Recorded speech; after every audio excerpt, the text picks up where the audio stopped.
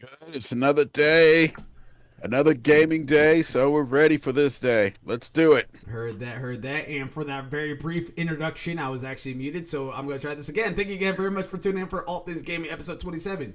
I am your host, Malachi36, aka Flash. And down below it's 9ball, but you just said it's A-OK.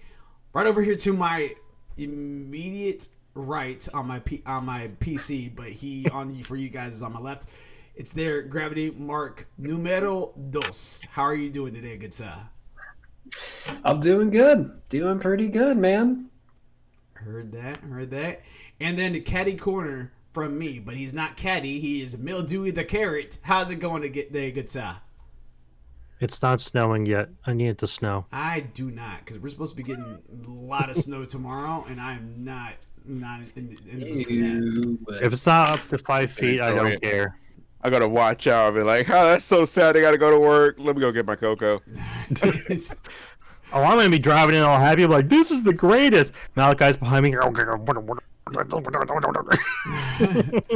So normally, for anyone that's been tuning in for the past 26-ish episodes, you guys know that every Tuesdays are All Things Gaming, where we talk all things video games and just kind of give you guys the video game news that you may or may not already know. If you don't know it, now you know. If you do know it, then we're just giving our thoughts about it, and just kind of talking about what we think that could mean, possible leaks, anything like that, possible business moves by Microsoft, Sony, and Nintendo, possibly Sega, maybe even Stadia, because they've been kind of making moves with Cyberpunk 2077. Who knows? So that's typically what we've been doing, and we're going to continue that going in 2021. Excited to say. But for these last three All Things Gamings, that is today the 15th, the 22nd of December, and the 29th of December. We're going to do it a little differently. We're going to actually, all right, so this is the year where pretty much the end of Xbox One, PS4, and the current Switch, which is probably going to be upgraded, is coming to a close or getting towards the end of its life cycle, right? These consoles... Switch launch. Yeah, next year. No, when did it launch? When did it launch? It's been out for a minute. It's been out for a while now. But pretty much these consoles have been wonderful to us, right? We love everything about it, whether platform you're on. So we want to celebrate that. So before we dive into the celebration of that, we're going to choose what we're going to be doing here is actually selecting all things or ALWT Gaming's top game of the year of the generation for each platform. But we're going to do today is going to be PlayStation. Next week is going to be Xbox. The week after that's going to be Nintendo. And then it's going to be the new year. So before we dive into that, we can't start a podcast without talking about Cyberpunk 2077 now that it's been out for about roughly 4 or 5 days. Majority of us in this chat has played it, and all of us have heard and read news about it. I'm going to start with the one that had the most hype for this game, Mildewy Carrot. Thoughts, pros, cons, everything in between. How are you liking the game? How are you liking the performance? How are you liking everything about it? I'm liking it. I've only gotten into up to the second act, really, because there's just a lot to do and run around with. I'll definitely say that there have been some glitches still. I have run into some stuff. One of them was actually kind of cool. I did stream a little bit of this until I kind of stopped streaming just because I got a little concerned with some of the comments I was seeing about, the mature ratings for Twitch and YouTube, what was allowed and not allowed, and with what the content is inside of Cyberpunk. There's some stuff where it's like it might not be allowed. So, and I don't want to get banned. So I'm going to wait on that and see how that goes and all. Before I start streaming. But I definitely ran into some glitches and all. I lost some colorations. It almost actually turned kind of Silent Hill on me, which was really cool. Couldn't find a door, so I had to log out and back in. It corrected itself, so it wasn't that bad. Some loading glitches where some objects were in their base formats and then they finally fleshed out. Nothing really that's like, oh my god, this game is awful, I'm done now. No, it's more just like, oh look, I'm driving a junk car. Oh wait, no, never mind, now it's better. So. Other than that, game mechanics, the only issue I really had were some of the cutscenes where they're like, you do a chase scene and they're having you shoot and I was trying to shoot, but it wasn't shooting, but anytime I reset, it fixed it. So it just seems like there are a few still bugs going on, but all in all, the story so far is really good. Side content I've actually started to enjoy really well too. The story up into Act 2 is very nice. Got a little emotional there at the end of Act 1 into Act 2. So, not spoiling for anyone who hasn't played it or gotten to that point yet. But all in all, if I had to give it a rating I'm going to do out of 10, I'd probably have to give it still like a 7 out of 10. The only reason, like I said, because there are some glitches that kind of get a little frustrating here and there, but nothing like, makes you want to quit. Just like, oh, come on, really? Right now? This was the best part. But yeah, other than that, it's really good. Heard that. Going on over to our panelists of Cyberpunk 2077 number 2. There, it's the 9-ball corner pocket. What you got for us? Don't scratch. I think it's personally I haven't been able to play most of it.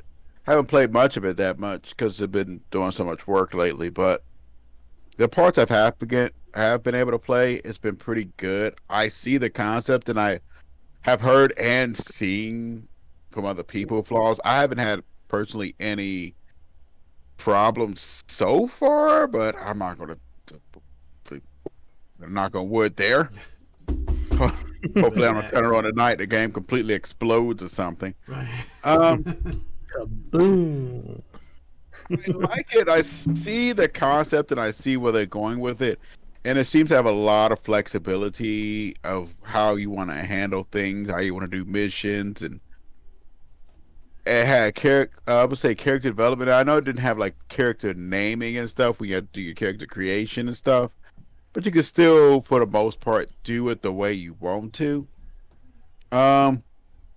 Gameplay, I didn't have any idea how it was going to be honest, because I heard so many things. Because once you hit like myth status, you hear so many legends about, and I know actually Flash brought this up earlier about people, throwing out hype levels through the roof and out to the space and high heaven and everything. But I think for what it is, it's pretty good. So I'm a rated personally right now an 8 out of 10.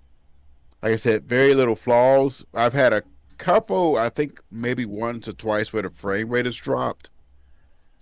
A noticeable frame rate drop on some of the shootouts.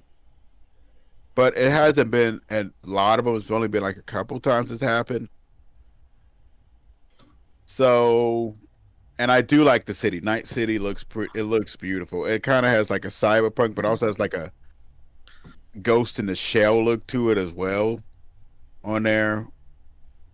The characters are nice, and the whole city seems to be alive, moving around, and constantly people doing something. So those are my thoughts on there. Back to you, Flash. Sound like a news anchor. Back to you there, Dave. So for me, so far I've had a pretty good experience with it for the most part. It's been running smooth, no frame rate drops or anything like that. By the way, I hear myself. I'm not sure who's one that I'm on, but I can hear it. I think it's me. But I was about to say, I have noticed to where it would take a minute to load stuff. I've had that. That hasn't happened too often, but it has happened enough to make me like, oh, okay, this is not entirely finished yet.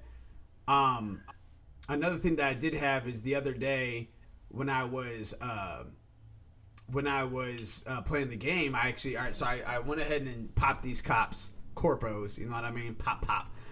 They didn't want none. Actually, I didn't want none. I died. But that's like a game. I should see it just walking in and going, "I'm a badass," lit up. Yeah, and I set it to hard mode too as well. I probably should just set it to normal, but I went ahead and set it to hard as well. So I did that. I took out both of the cops, and then I turned the corner like thinking I was going to get away, and there's another corporal right there, like out of nowhere, just started lighting me up, and I was like, all right. And then when I wanted to get my revenge, I went at him, but I couldn't pull out any of my guns. I couldn't melee them. I couldn't even go up and strangle them. It literally was just me walking. And for a minute there, I was just like, all right, maybe I can't pull out my gun right now at this moment. But it turns out later on when I watched other podcasts and stuff that was an actual glitch. Like I should have been able to pull out my gun if I wanted to. So that was something they needed to work on. I had one crash, which just shut down the application, but booted it right back up. It was right, not even minutes ago. It was like seconds ago from where I was at. So nothing too crazy there. I like Jackie. I like Jackie a lot. That's my boy. He reminds me very much of Varric from Final Fantasy, from Dragon Age 2. As far as just a smart mouth and everything like that. Absolutely love it. And also for anyone that's watching this stream or listened to this on podcast services or anything like that, this is actually I actually played as Street Kid, as Mildewy Carrot has played as the Nomad, and it's the 9-ball played as Corpo. So we're having different experiences with it. Yeah, we're having different experiences with it overall, but yeah. The funny thing is each of those stories actually kind of match each of the people too. Yeah. So. and one of the questions I did had, which Mildewy Carrot was actually able to answer for me, and so did Ohio, who's unfortunately having the hardest time amongst all of us playing this game. Thoughts and prayers to you, man. Yeah, we all have it to where you meet Jackie, which again I absolutely love. So if I end up wanting to go back and replay the game or anything like that, just knowing that my boy is going to be there, that hits home for me. One thing I do not like about it, I thought there would be more customization to it versus enhanced presets. So like if I wanted to make my guy tall or shorter, that's not an option. If I wanted to make him bigger or like skinnier, that's not an option. If I wanted to change the voice pitch, that's not an option. Literally everything is a preset. You can't even change your hair length. Like I have more options in FIFA than I do in Cyberpunk, which that shocked me. I thought it would be different. But on the plus side, what was actually cool is that my options, even though it's not as intense from where I'm at as it is in Dragon Age, it's still more than I thought it was going to be, which is always a plus. So like there's a lot of stuff that's optional, and I'm only in the first like hour of the game, if that. But yeah, there's a lot of stuff that was optional. Like there's a chick, which I'm not going to go too much into, that I'm not going to tell you what faction she's part of, but she's going to try to cut me a deal, ends up setting me up, and then I end up weaseling my way out of that with my words, and then I went inside of like an area to where I pulled this turret right off the it's out of its hinges, and immediately everyone that was in that area knew that I was now a threat. And I ended up dying during that time period because I got too cocky and I was killing the last guy and just got wiped. But then when I did it the second time, just followed the rules, just was a good boy, just walked on in through, met with the leader, popped him. I absolutely popped him. He deserved every bit of it. I try to be reasonable. When you play this game, you cannot be reasonable. Let me tell you guys that right now. You cannot be reasonable. Look out after you. Am I lying there, 9-ball? Nah, I'm not. No. Yeah. This is Night City. Night City. Look out after This is New York on steroids. Yes. Yeah. You guys got to be Mildewy Carrot in a zombie apocalypse. That's what you guys got to be. All right. Hey. So again, for someone that hasn't played the game and just outside looking in and looking at reviews, Gravity Mark 2. What are your thoughts? What have you been hearing? What's going on? Well, I was honestly going to buy it last minute, especially like on release night. I was really tempted to get it, but I was like, I'll like something was just telling me like I'll wait. Like I'm just gonna wait for a little bit, and especially since everyone else here in the group already got it, I was like, you know what? I'm just gonna like I've already seen the reviews. They seem to be a little kind of mixed. I just like you know what? I'm gonna see what my friends think. Because really, that's really one of the main opinions that I care about is whether or not my friends like it. And based on like kind of the mixed reviews, I'm still just like, I'm just like some of you seem to be having a pretty good time, but others aren't not so much. And right now, like I do have a laptop that could run it, but like I kind of want that assurance that it definitely can run it.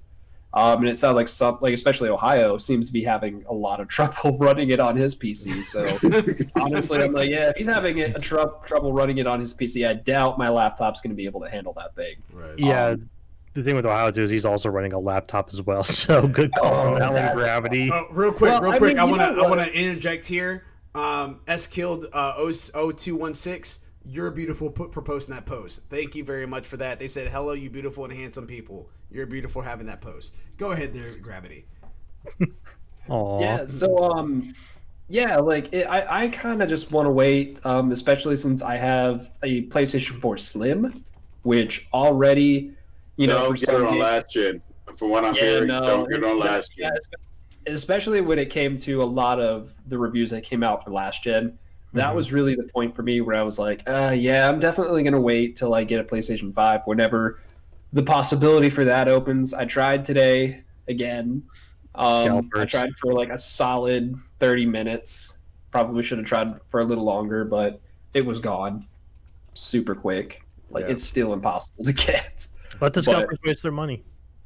it looks, yeah, let them go ahead, buy them up. We'll get them eventually. But it looks good. Like so far from what I've seen from the game, it looks really good. And there have been several times where I've been very tempted to just get it just because like I've said before, there are sometimes that I think glitches are kind of, just they're a little cute. You're just like, oh, you're not supposed to be glitched into that car. What are you doing in there? Yeah, but that's a Like, oh, Skyrim. you're walking on the glitch. ceiling, but not being able to use your gun, Yeah. not being able to pull out a knife like in the middle of a mission where you're supposed to pull out a knife, that's kind of like at that point, like when it starts to like, when it gets to a point where you can't play the game, that's the point where I'm like, okay, I'm gonna wait.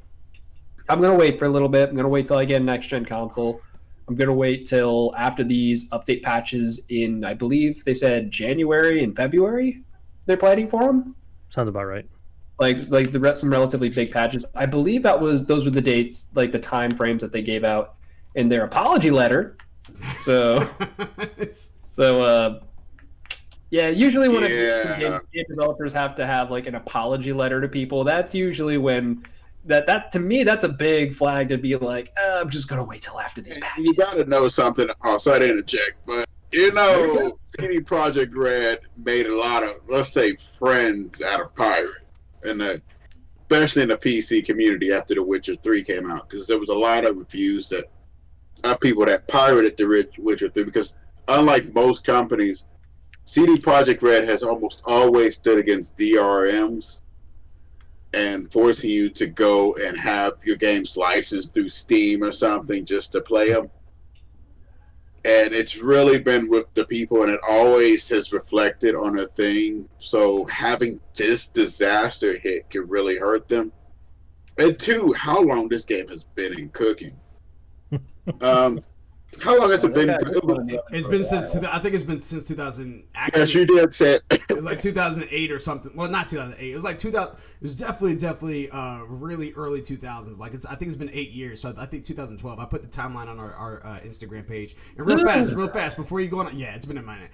Before you go on that, first and foremost, again, S killed 0216. Thank you very much for the positivity. This says, okay, thank you, man. You guys sound professional. We're definitely trying.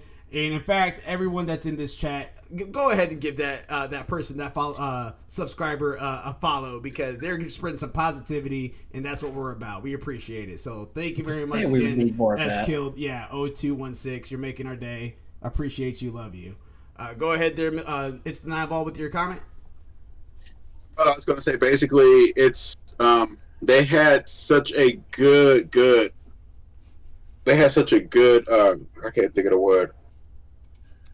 A good image. I'm gonna just say image with the people, because to be honest, like I said, when they did the ODR, I mean number 2, the DLC they released for The Witcher 3 is massive. It's not like small DLC.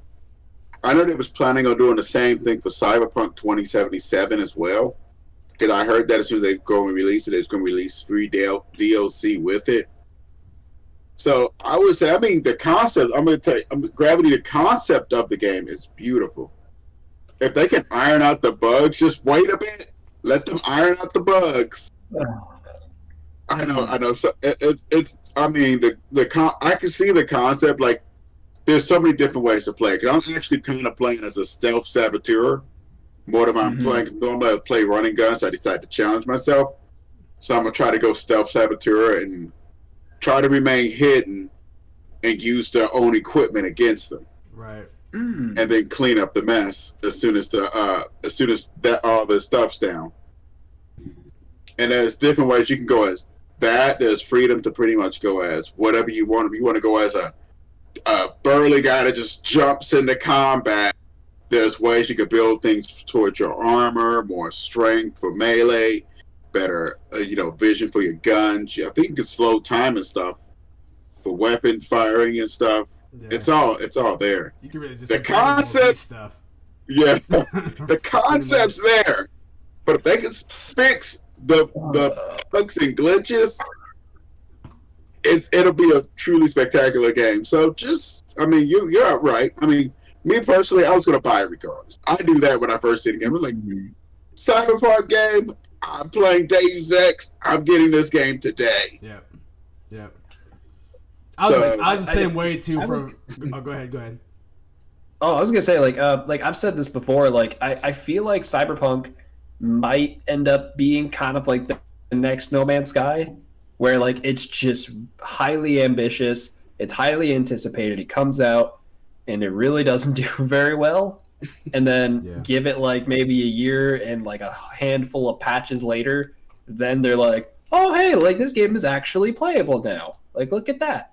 But I feel like it might be a little, but probably a lot more past that. It just sounds like it sounds like what you guys are talking about is just that it's less, it's less that there's just nothing to do, and it's just that there's a lot to do, and it sounds like there's a lot of like little things that just don't work. Yeah, and that's literally what it is. Like, and I said it last week, and before that, and I said it before. First and foremost, S-Kill just asked what we're talking about, and then they figured out, Cyberpunk. Yeah, so Cyberpunk, honestly, in its sense, the whole glory of the game lies within the gameplay, lies within the storytelling, lies within the graphics. But it's so buggy right now that it's just really hard to get past that for a lot of people. And they knew what they were doing. Because, again, before previews, first and foremost, you only let reviewers review the game a week before launch versus at minimum of 2, you only gave them a week. Second, you had it for PC codes only. No other console, no other form of a system to go ahead and stream it. It literally was only only PC codes, which happens to be your best one because you spent the most time on that. And then you come out with the kind of a half-a apology, if you will. And you guys could go to kindoffunnygames.com and kind of look at their input on that, because they dove pretty heavy into that. And honestly, I agree with that. But it's kind of crazy how it happened. But despite of all that, get past the bugs. This game will be amazing.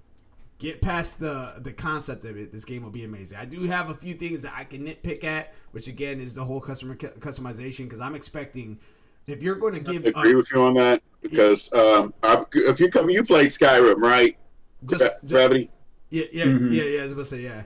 Yeah, I had like more customization than that in it. So yeah, that is a complaint. Yeah, a lot more actually, because especially I can't say I mod the mess out of mine because you put a bunch of mods. You can customize about anybody into a game if you mod it enough. But even without the mods, even the vanilla game and Skyrim had a huge amount of customization on the characters' faces and stuff like that. And you've become more and more familiar with, you can do things like do their eyebrows and face, eyes, all that stuff, beard stuff. On Cyberpunk, like Flash said, it's a lot of presets. They're cool presets. They're definitely really cool presets, but yeah. Yeah, but if you want to, I'm hoping that they fix that, maybe go to more of that. You could have like a simplified one, kind of like what, I don't know if you ever seen Mass Effect. They had like 2 versions on the original Mass Effect of how you could do Shepard. It was a simplified version, or you can go to an in-depth one to where you can just sit there and, nitpick things.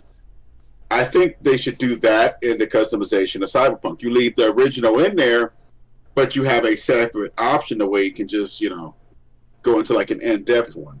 I would even be down with if they decide to do something like NBA 2K17 to where you have your presets set up, but then you go to a barbershop, go to a tattoo parlor, go to anything like that, and you be able to have more customization just based on going on to the store. Like, I'd be cool with that. So, that's nice of you to say. Thanks. S Killed is just making my day, guys. Can I say that on the air? They're just making my day. They say, I already love watching you guys. Thank you. We love your support. Love your support. And actually, that's going to kind of wrap it up here for the real. Again, we only wanted to touch base just a little bit of our experiences for Cyberpunk 2077 and mixed reviews kind of around. You have It's a 9 Ball giving it an 8. You got Mildewy Care at current right now giving it 7 out of 10. I'm kind of in that same boat, maybe even 6.5 out of 10, just because of the overall experience and how they're kind of handling the situation. Not necessarily with the game. I think the game's pretty cool, but it's just, again, just the overall experiences, which just isn't really top notch, and something you take into account that this has been in development for 8+ years, and this is the result. That's disappointing. So I've heard some weird things about the development on it though, because I heard like a long time ago they had a different one, and it was completely tossed out or something. Yeah, this was before it was even. This was a couple years before it was even launched. yeah. That would really explain a lot. Like they were It's like just- so close to being done, and then they're just like, no. Something happened to the data or something, and it got You're right. trashed, and they ended up having to start back over Yeah. or something. I heard about that myth, but I don't know if that was true or not. I wasn't at this. I wasn't at CD Project Red area, so I can't. Sure you were. Sure you tried. were. We know that It's the 9 Ball was our journalist on the inside, just getting all the scoops. Journalist on the inside, please. He walked right in there, goes, "Hey, what's going on, guys?" Yeah. There's like a Okay, just like a cup of what do Joe in his hand, just walk around, going, "Hey, Bob, what's happening here?" You know. S Man, just Killed. looks like Game of Thrones is S Killed. Yes, we do have different streaming platforms. We're actually pretty much almost on anything. We're on YouTube, Twitch, Facebook, Instagram, Twitter. But streaming wise, we mainly stream from our PS4s and PCs and PS5s and Xbox Series S's as we have one now, and Game Pass. But mainly on Twitch and Stadia. YouTube. And Stadia for the time period. This one. So Stadia, you know what? Like once 5G becomes like all over the place, very common, and Stadia's library gets bigger, I will say Stadia will be really fun. It's got to live to that point, though. That's the It's problem. just, right now is just not the time. yeah, But aren't they also trying to make it like a kind of like a Game Pass is? Aren't they Yeah. doing that option now, where they'll do it on like just any device? Yeah, Like PC wise, it's just like a streaming service. yeah. I kind of want to. I mean, I want to try out Luna, to be honest with you, down the road. Not right now, because I want to get my Switch here in the next year or so. Because Hey they man, brought in Monster Hunter Sephiroth. Rise, guys. Yeah, Monster that Hunter looks Rise. good too. That looks good too. Oh, yeah. when does that come out? next year. Trying to I think they remember said here. next It's next year, I think March. Next year? Yeah, that sometime? sounds about right. Jeez. I was But, gonna say, I need more stuff for my Switch. As I need to get one. As Mildewy Carrot, what are your favorite games, if I may ask? Yes, if you're asking me, I say it on every single platform. JRPGs is dominant. That's king for me. I love multiplayer games because I love the game with my buddies here, as well as the other other 4 that's currently not on here.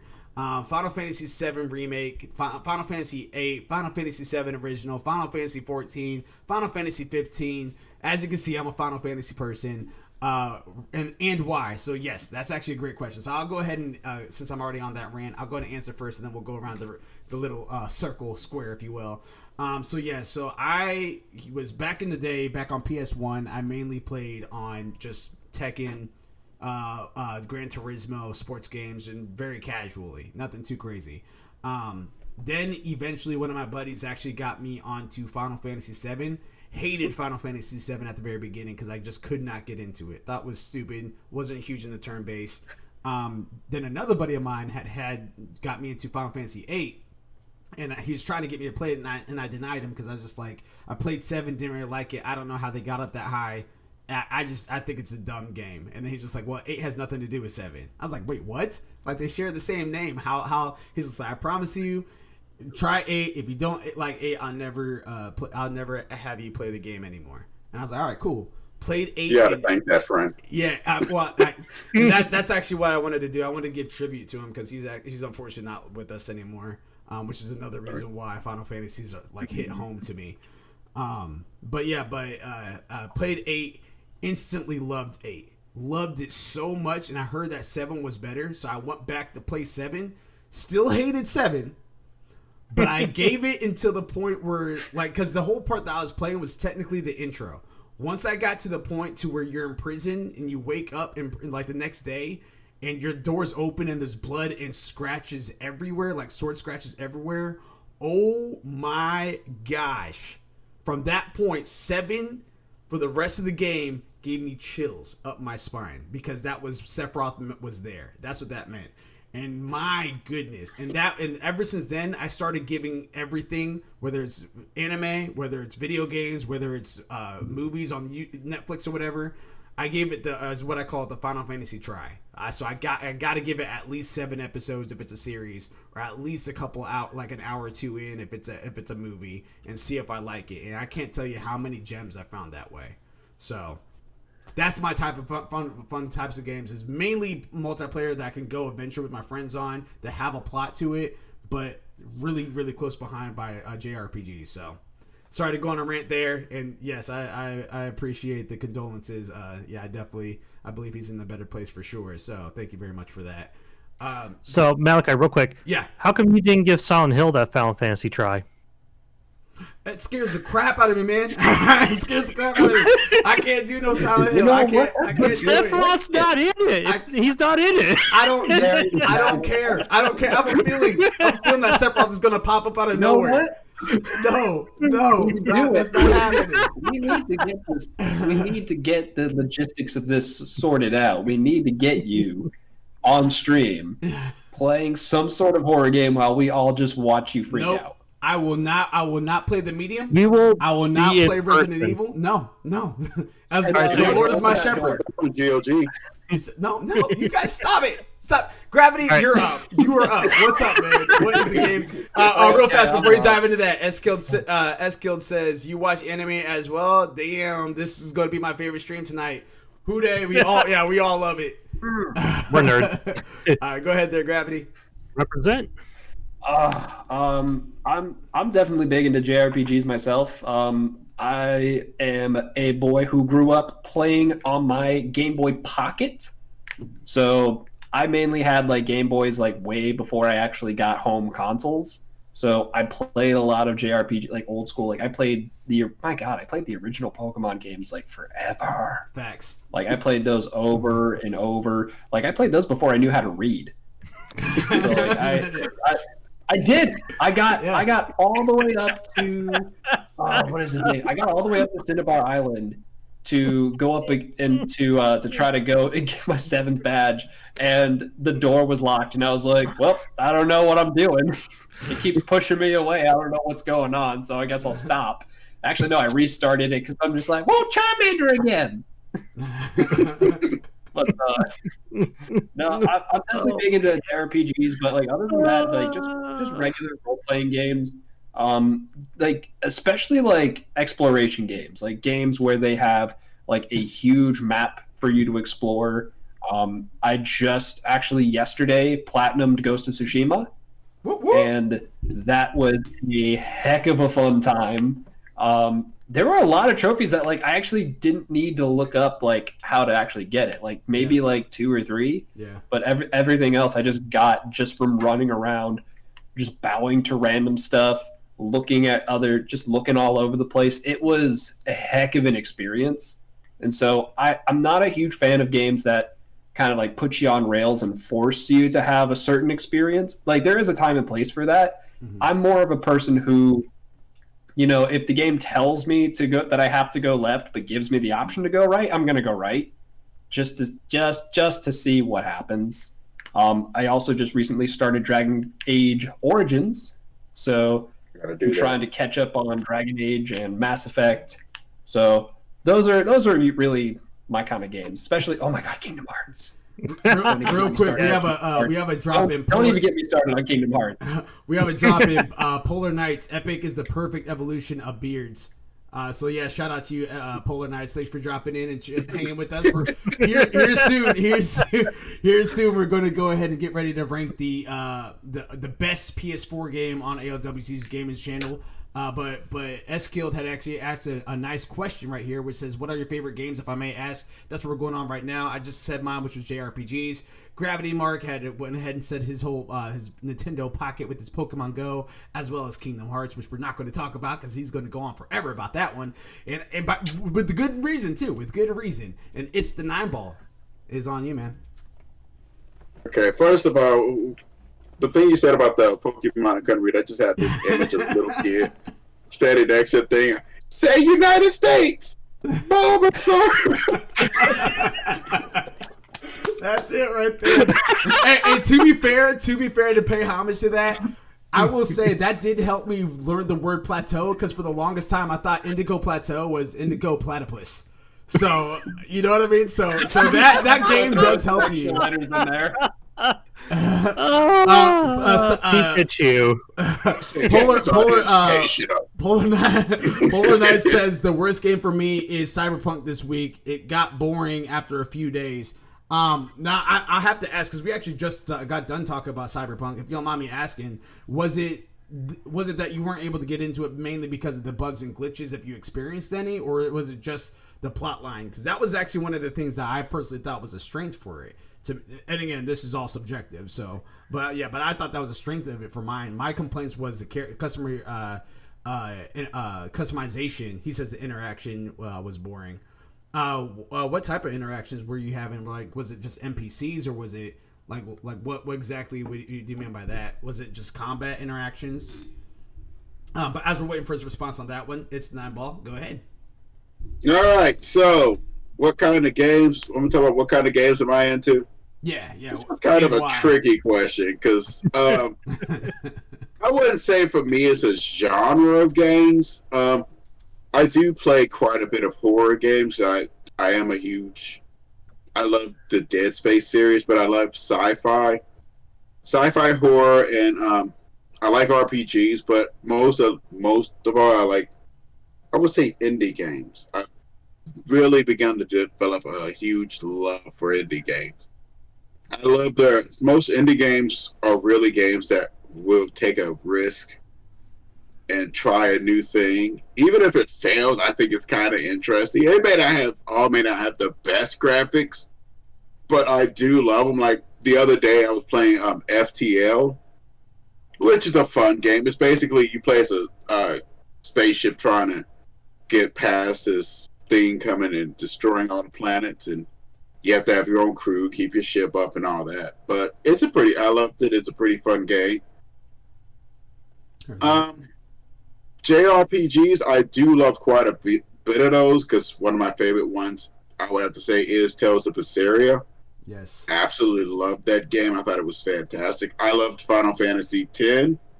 It's one of my favorite Final Fantasies. Yes. Unfortunately, I haven't played 7. Another one, I would say Lost Odyssey, and I actually liked Star Ocean 4. I thought it was pretty fun. Star Ocean 4, I've played a lot of, I would say, different types of games. I'm more of a give a game a chance and see how it goes. As for anime, I would probably say I'm more of an old school anime fan. Berserk. For me, it's hard for me to maybe move. Sometimes I have a hard time moving forward because I have to, maybe stop and go, okay, let me not think of this game, because I loved animes, like you said, Berserk. I was watching Serial Experiments Lane recently, Hack-Sign, of course, Neon Genesis Evangelion. Sorry to cut you off. The original 1979 Mobile Suit Gundam was just put up on Funimation recently. So if you want an old school anime, give that a shot. I watched the whole thing years ago, but it's a trip. It's a trend. And real quick, just in a few comments on here, Polar Knight says every time I log in, it crashes. Talking about Cyberpunk 2077. Yeah, Also, I'm not surprised. also Yeah, in I'm response to your comments there it's Nightball. I love sci-fi as well, specialty. That movie where the hobbits travel in stargates looking for that ring. Unite planet Hogwarts against the Jedi's and the Battlestar. Yes, that's quite the imagination there, Poor Knights. Definitely.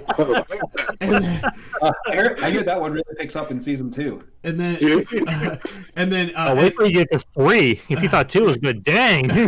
S-Skilled says, I see I'm a noob compared to you guys. Are you talking about as far as video games or animes? And by the way, in case Polar Knights, it sounds like that you might dive in a little bit of animes as well. And I know S-Skilled, you had mentioned about it. Here in 2021, one of the goals that we actually have for ALWT Game as an additional segment is to have an anime podcast on this same channel. So we're going to be kind of diving into it because me and Gravity actually have something that we're working on in secret. But Hopefully. I was gonna say, it's like I was never entitled to this secret, although I probably am so old school I could beat both of you. But we'll leave that for later. As I look over my wall of like manga and anime boxes, Yeah, they forgot to send us a VIP card to this. yeah. That's probably why they didn't tell us. They're like, no, we want something new. no, there's We could try to get something. it started before season 4 of Attack on Titan ends, because they just dropped episode 2, and I'm liking it so far. Yeah. This season's really good. 100%. Mildewy, you're up, What? man. Clock is on you. What are the types of games you like and why? I play everything. Why? Because I'm a gamer. Bars. I pretty much got my start. Very first game system I ever played was a Nintendo 64 with Super Mario. Ooh, So that nice. was Good my one. very Yeah, first good first experience. interaction. Oh yeah, it was a very good first experience when I was younger. Oh, God, mine's And then Atari. the next one after I pretty much played. Oh yeah, I remember Atari. I played it, never owned it. But after that, then the next set was a Game Boy with Pokemon Blue, and I did know how to read it though. You know what? The proudest day of my life was when I completed the Pokedex, and I got that little certificate. Yeah. Like I saved it right there, and I'm just like, I'm not even touching this. I don't want the battery to burn out any faster than it already is. The first trophies. Oh, yeah, I remember playing that game and having to carry around AA batteries just to replace them when they died because I was playing it too much. Bomberman. Yeah, so many other games I Panic played in attacks that. I'd have just running into like the kitchen, just like looking at all the drawers, just throwing everything out, just like, Mom, my Game Boy's gonna die. The intensity of the power light is going down. Like it's not as bright anymore. Yep. No. So I played through that, and then of course I got into Xbox with FPSs. So Halo, Gears of War, Call of Duty. Those were a lot of the good jams. We played PS2, Steel Lancer Arena. That's when I also started getting into the RPG setup with the PS2. The main one I started playing, which I've got all 3 games still, and I'm so very proud of myself, is the Xenoverse Saga. So games 1 through 3, very good turn-based sci-fi RPG. On Switch. Oh, it's so good. I've never played a Xenoverse. Xenoverse is good. I think was it Xenoverse or Xenosaga? Saga? I'm actually trying to find my games here. It's probably Xenosaga. Xenoverse would be the Dragon Ball Z. Yeah, Xenosaga. My bad. I just was looking for like, wait a minute, I'm thinking the wrong thing here. I have played Xenoverse. Yeah. Very good though. And you don't have to apologize. S killed. Those were bots, and we blocked them, so you're good to go. Yeah. You no need to apologize for that. We blocked the bots and the scalpers. Anyways, so yeah, Xenosaga. And then of course getting into PS3, PS4. Didn't get into the X1 or the new X Series S just because I've been playing PlayStation ever since a lot of the games I like are on there. I play a lot of games, so anything from RTSs on PC, StarCraft, Civ, Command and Conquer, No Man's Sky. No Man's Sky's not RTS. God, everybody's burned so many hours on that game. Oh, you're talking about just RTS. All right, yeah. RTS, full exploration games, Skyrim, No Man's Sky, FPSs, Halo, Call of Duty, RPGs, JRPGs. I play a lot of stuff, so I'm not very picky with my games. My main thing is I like reading it and seeing if it's got a story or like a content that kind of speaks to me. So I like the survival games. I like games that have good story plots and all.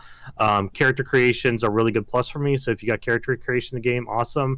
If not, that's fine. I'll still look at it and see if I want to get it. Graphics, I'm not really big picky on. I still play the old school stuff that's all pixelated, so No school like the old school. exactly. Yeah. You gotta represent the beginning. Yeah. Represent So where that's we why you're started. so okay gaming. with Cyberpunk. Yeah. Yeah. There you go. I'm so flexible. I really don't care. I actually played Cyberpunk, tried to get in my car, and I wound up on a building 3 blocks down, up in the air, just like clinging to it like Spider-Man. I'm just looking around, going, See, I have this is no what I'm- idea how this happened, This but is this what is I'm freaking saying. cool. This is what I'm saying with certain glitches. Like sometimes it's just really fun, and sometimes it's the most memorable moments you're gonna have in a game. Oh yeah, there was actually one where it's like actually, I think everyone got this, but you get a new cyber optic implant in your eye.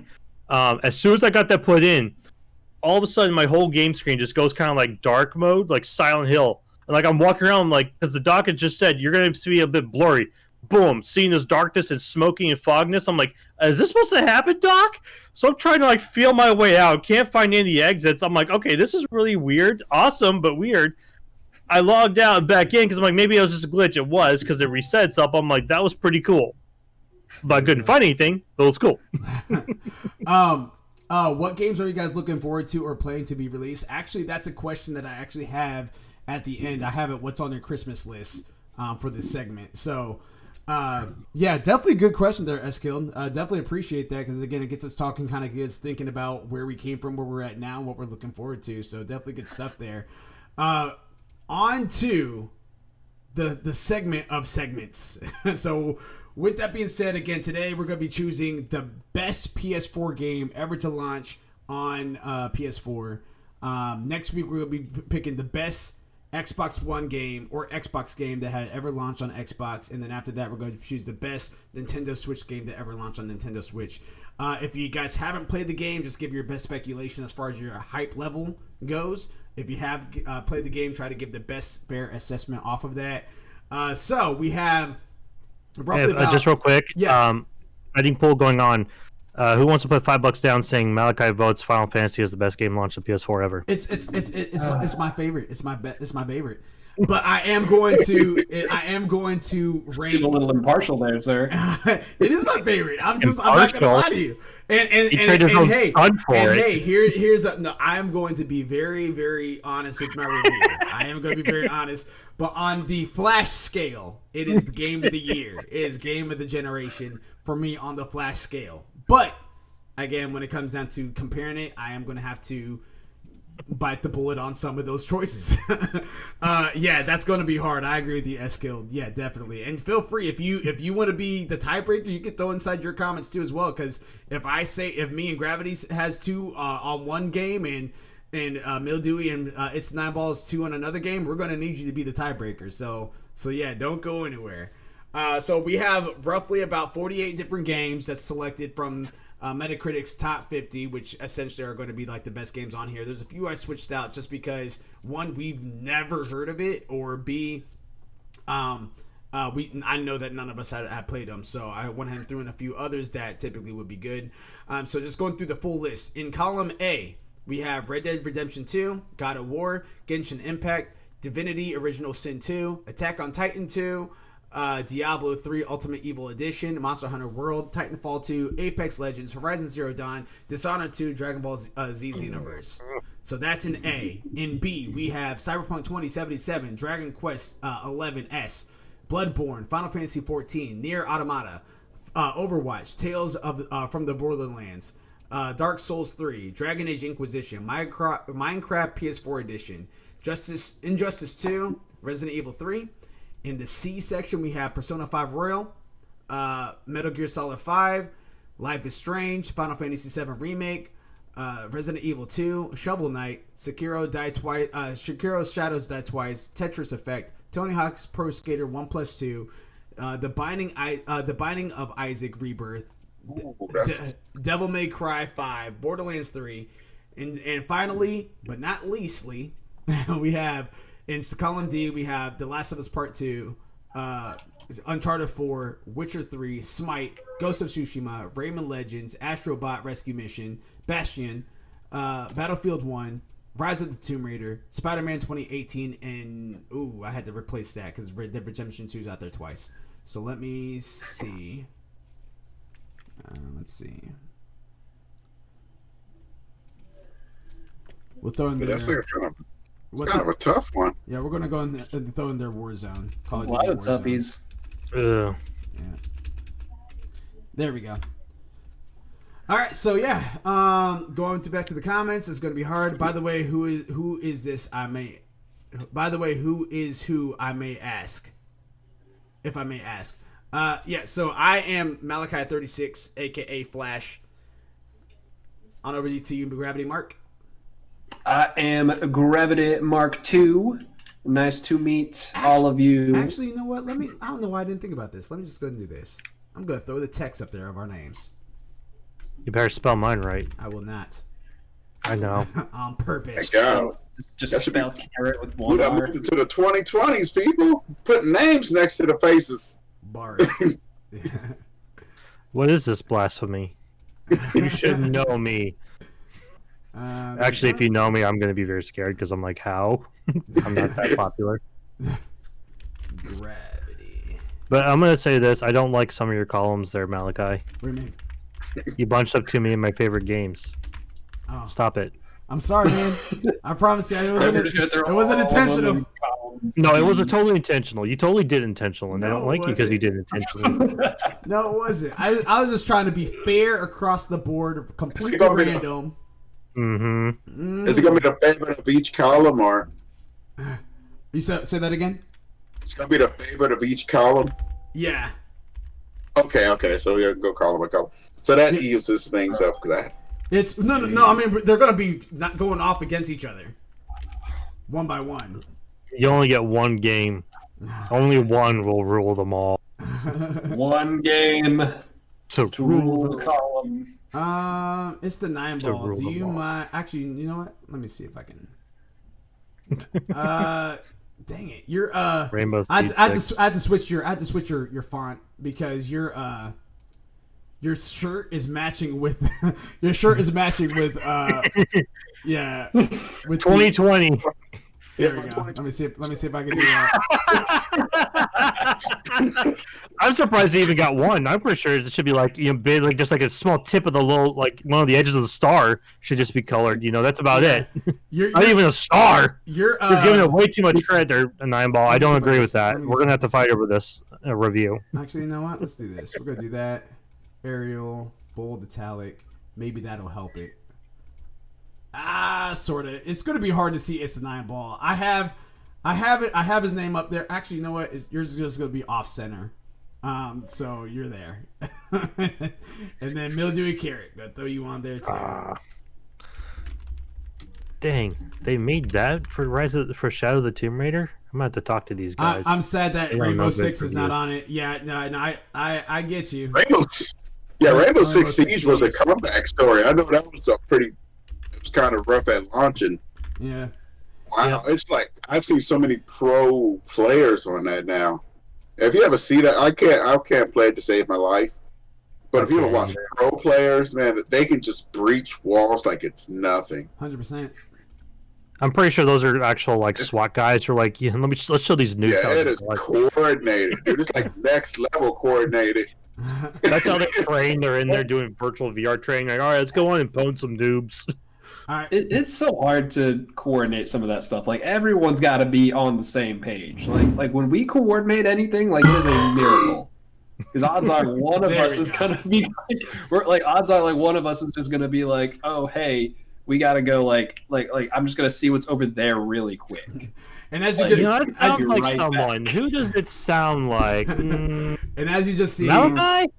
as you just see, I just went ahead and there's a transition where you saw our little intro video, and now you should see our names up there. So yeah, I'm Flash. You got Gravity Mark II. You got It's the 9 Ball. You got Mildewy Carrot. So yeah, so that's who's all voting off of this. I think I just hit 800 hours on Rainbow Six Siege. Power to you, because that's a lot of dedication. A lot of dedication. That is a good game, though. Yeah. I just suck at it. So All That's right. kind of like that's kind of like my Monster Hunter account. It's like got like 700 hours. All right, so we're going to first do the first round, which is the very first one, which is in column A. We have Red Dead Redemption 2 versus God of War. Who's winning that? Going to start off with you there, Gravity Mark. You know, you know what? I'm gonna have to go Red Dead. I really do like God of War. Like I like both of them, but personally for me, I like big open exploration. I like being able to kind of do whatever I want.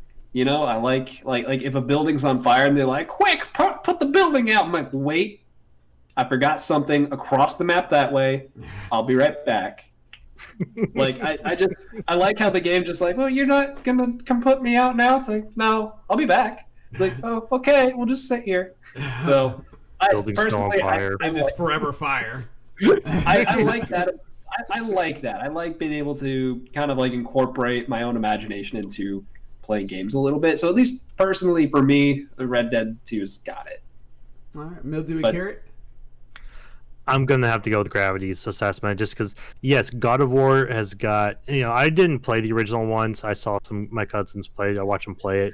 They were really good. I played through this one a bit. I still have to go through it more because unfortunately I got distracted with a whole bunch of other stuff. But it's got a really good story so far. The gameplay is fantastic and all, but Red Dead just has not only a really good story to it. It's got the open world experience. I kind of like with Gravity. I like going out, being able to do multiple different side missions. Finding random side missions that are not like oh, this is by a story point or something like that. Just like, hey, you can do this if you want to or not if you don't want to, and it doesn't affect the story at all.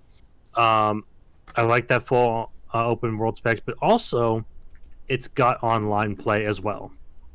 The online play definitely works for me too because I played through a good bit of it. I'm kind of wanting to go back to it again because I love the online capabilities and the fact that it's even got a story to it too that you can play through with that extra stuff and traveling across the map and all. I really enjoyed that. So out of those two, I definitely have to go Red Dead Redemption 2. Okay. 9-ball. I have to go with God of War. I haven't played either. I don't know. I never touched either one. But I have played both of their predecessors before. I haven't played a lot of God of War. I played quite a bit. I actually had Red Dead Redemption. Red Dead Redemption back in the day was one of those games that was too big. And it's one of those games where you can easily get lost and get sidetracked and it's never come back to. Mm-hmm. And God of War just seemed more of I would say unique style to it. I did like the way they redid Kratos and having the kid and having to fight and coordinate with the child to do things. So, and the story looks beautiful from what I heard. It looks like it's going to be a great story. I need to play it, and I'm going to play it. Okay. So I'm going with God of War for this one. Can't argue with that. I'm actually a God of War too. I'm very shocked you guys said Red Dead over that. To be honest with you, that's just me. I played both. I like both. God of War definitely to me is definitely the better game. I can see the argument there as far as exploration because yes, you have more freedom exploration inside Red Dead, 100%. But yeah, God of War to me is definitely the better game. So that kind of leaves it up to you there, Eskild, on the very first round, on the very first set. You're the tiebreaker. So for you there, which game is the one that's the game for you? Is it God of War? Or is it Red Dead Redemption 2? As they're typing that up. Same for you, Polar Knights. If you're still inside the chat, you can also throw in your 2 cents as well. If for that God of War or Red Dead Redemption 2, and anyone else that's currently watching right now. After you have made your comments there, Gravity Eskild says, I feel like Red Dead Redemption 2 character progression and how you can see Arthur becomes worse and worse each day. It just makes for so much a better game. By the way, sorry, my English is not the best. You're perfectly fine. You're good, man. Perfect. Yeah, That sounds like a vote for Red Yeah. Dead for me there, Malachi. Sounds like Yeah, everyone. okay. I don't think y'all can mosey on down this trail none. Y'all better get to ride and get out of my town, boy. It You made sounded a very good point. With you have the honor system with Red Dead 2. Yeah. You kind of have multiple ways to play the game. You Like do. you can You can be like the nicest gentleman, just like excuse me, madam, or you can just get out. For me, man, I'm limit. Like, oh, that's my horse. Bang! Take it in. Yeah, you Yeah. see, you have multiple ways to play it. You don't like they are two really great games. Like just putting it out there, I love both of those games. Yeah. It's just that God of War is very much you playing the story of Kratos, where Red Dead 2 is almost you're playing your story as Arthur Morgan. So it's kind of like you're still playing Arthur's story, but it's kind of like how you want Arthur's story to go. Yeah. Like at least in between like the main story events. Eskil agrees with you. Red Dead Redemption is better in my opinion, is what they said. So the chat has spoken. Yep, and Red Dead won. Red Dead Redemption 2 won. There you go. Going on the same vein. Next section. So is Genshin Impact or Divinity Original Sin 2? I'm gonna start with you there this time, Nineball. What's the To go with game? Divinity. Divinity for you. Divinity Original Sin 2. Okay. All right. I played much of Genshin Impact, but Divinity's. I think I love Divinity. There you go. Mildew Carrot, what about you? Going with Nine Ball. I love Divinity. It's a really good RPG. Yes, it's top down, kind of like Diablo 3, but I love to be able to choose the characters all, and the story plot's really fun. Played a bit of the newer one at E3 a while back when we went there. Yeah, baby. It's fantastic. It's such a good game. If anyone's into any like the Diablo style RPG games, pick it up. It's good. I recommend it completely. Okay. Divinity all the way. Gravity Mark? I sadly haven't played Divinity, so this one I'm gonna just give to Genshin Impact. Genshin Impact kind of fits more my style of play anyway, So, but because like I'm not I do appreciate games that are kind of top down. They're not my favorites, like games that are kind of top down like Diablo and like Minecraft Dungeons. Those are really fun games. It's just not my preferred way to kind of see the world. I'm more so kind of like I want third person, but I don't want to be like right behind them, just where I can their back takes up like half the screen. Like I want to like have it out a little bit. I want to be able to see the world. I want to kind of explore the world. So I can honestly, show Genshin you the world. Do this. Oh, don't you take me on that magic carpet ride. Yeah, all Get day. me off this magic. Okay. Not today. Not today. It's a very short Magic Harbor ride if he's driving. Real quick, Eskil. If you haven't played it, that's perfectly fine. We also kind of go off of where your hype level is at. So of the two, which one would you be more inclined to play? And you can actually rate the rankings off of that too as well. And it's actually going to be on you there, Eskil, because I agree with Gravity. I actually haven't played either one of them myself. I did download Genshin Impact. But after looking at both of them, I am more inclined to Genshin Impact than anything else. It looks pretty cool. And also, if you have a smartphone, like a high-end smartphone, or I think it's on PC, but you can actually download it for free. Yeah. Genshin Impact is actually a free game, so you can check it out. Is it? I can't remember. Is it an MMO? It's considered an MMORPG. I believe it's an MMO. I played a little bit of it, but I wasn't sure if it was like single player RPG, JRPG style, or if it was You can link up. You can link up with other people for sure. That's 100%. yeah. Well, I mean, you could party up in Divinity too, but I wasn't sure. I If was on my foot. Yep. So it's pending I was on. on my Final Fantasy 14 run at the time. Again, So it's pending on you there, Eskil. Whenever you have a moment, just let us know which one looks more interesting to you: Divinity Original Sin 2 or Genshin Impact. So as we're waiting for that one, we're going to go on to the next one, which is Attack on Titan 2 or Diablo 3 Ultimate Evil Edition. I'm going to start with you there, Mildewy. Diablo 3 all the way. Attack on Titan's got nothing on Diablo. Get out of here. Okay. Go home. What about you there, Nineball? I have the second-hand one. That when I've never played Attack on Titan, and sorry to say, fans, I've never really watched many Attack on Titan. I've seen several episodes. I've seen the first couple episodes, but I don't know why You the missed first out. episode it didn't grab me for the first couple episodes. If you like horror, like it's good. Yeah, It's not a horror series, but it's definitely it's thriller. Thriller. Yeah. Yeah, Oh, yeah. You're missing out 1,000% there, 9ball, 1,000%. And before we go on over to your pick on that one, so we have two for Diablo 3. Before we go ahead and go on to that, S Guild says that he or she, I don't want to assume, so I apologize in advance. But S Guild says going with Flash and Gravity. So on that one, Genshin Impact takes the cake. So let me go ahead and mark that. That's about down. like that's like saying Malachi wants to get on Black Desert Online and we've got it all downloaded. We haven't played it since. Oh yeah, he has to download it. We play it and then it gets real laggy. Oh my god. Terry, I'm not. No, yeah, that was right. Black Desert did that one. Yeah. God, that was 10 FPS. I guess I'm just gonna guess what I'm doing. So on to you, Gravity. Attack on Titan 2 or Diablo 3? So again, I actually haven't played either of these games, but honestly, from what I've seen with Attack on Titan 2, I'm gonna have to go with Diablo. It's like Diablo looked, at least for me, a lot more fun. I like I said, I haven't played either of them, but for me specifically, like if you're gonna play, like if you're gonna have like the characters from Attack on Titan, for me, I don't know how well like the ODM gear is in that game, like at least how well it's represented. But if it's anything like the old school Spider-Man games where it just kind of like hooks on to like air, like it's gonna take me out of the moment. Like it's gonna have to have like shooting the wire like as good as Spider-Man 2018. Like it I'm has to swinging by the stars. just gonna have my webs hook into the air above me. You're hanging onto a pigeon as you fly around the city.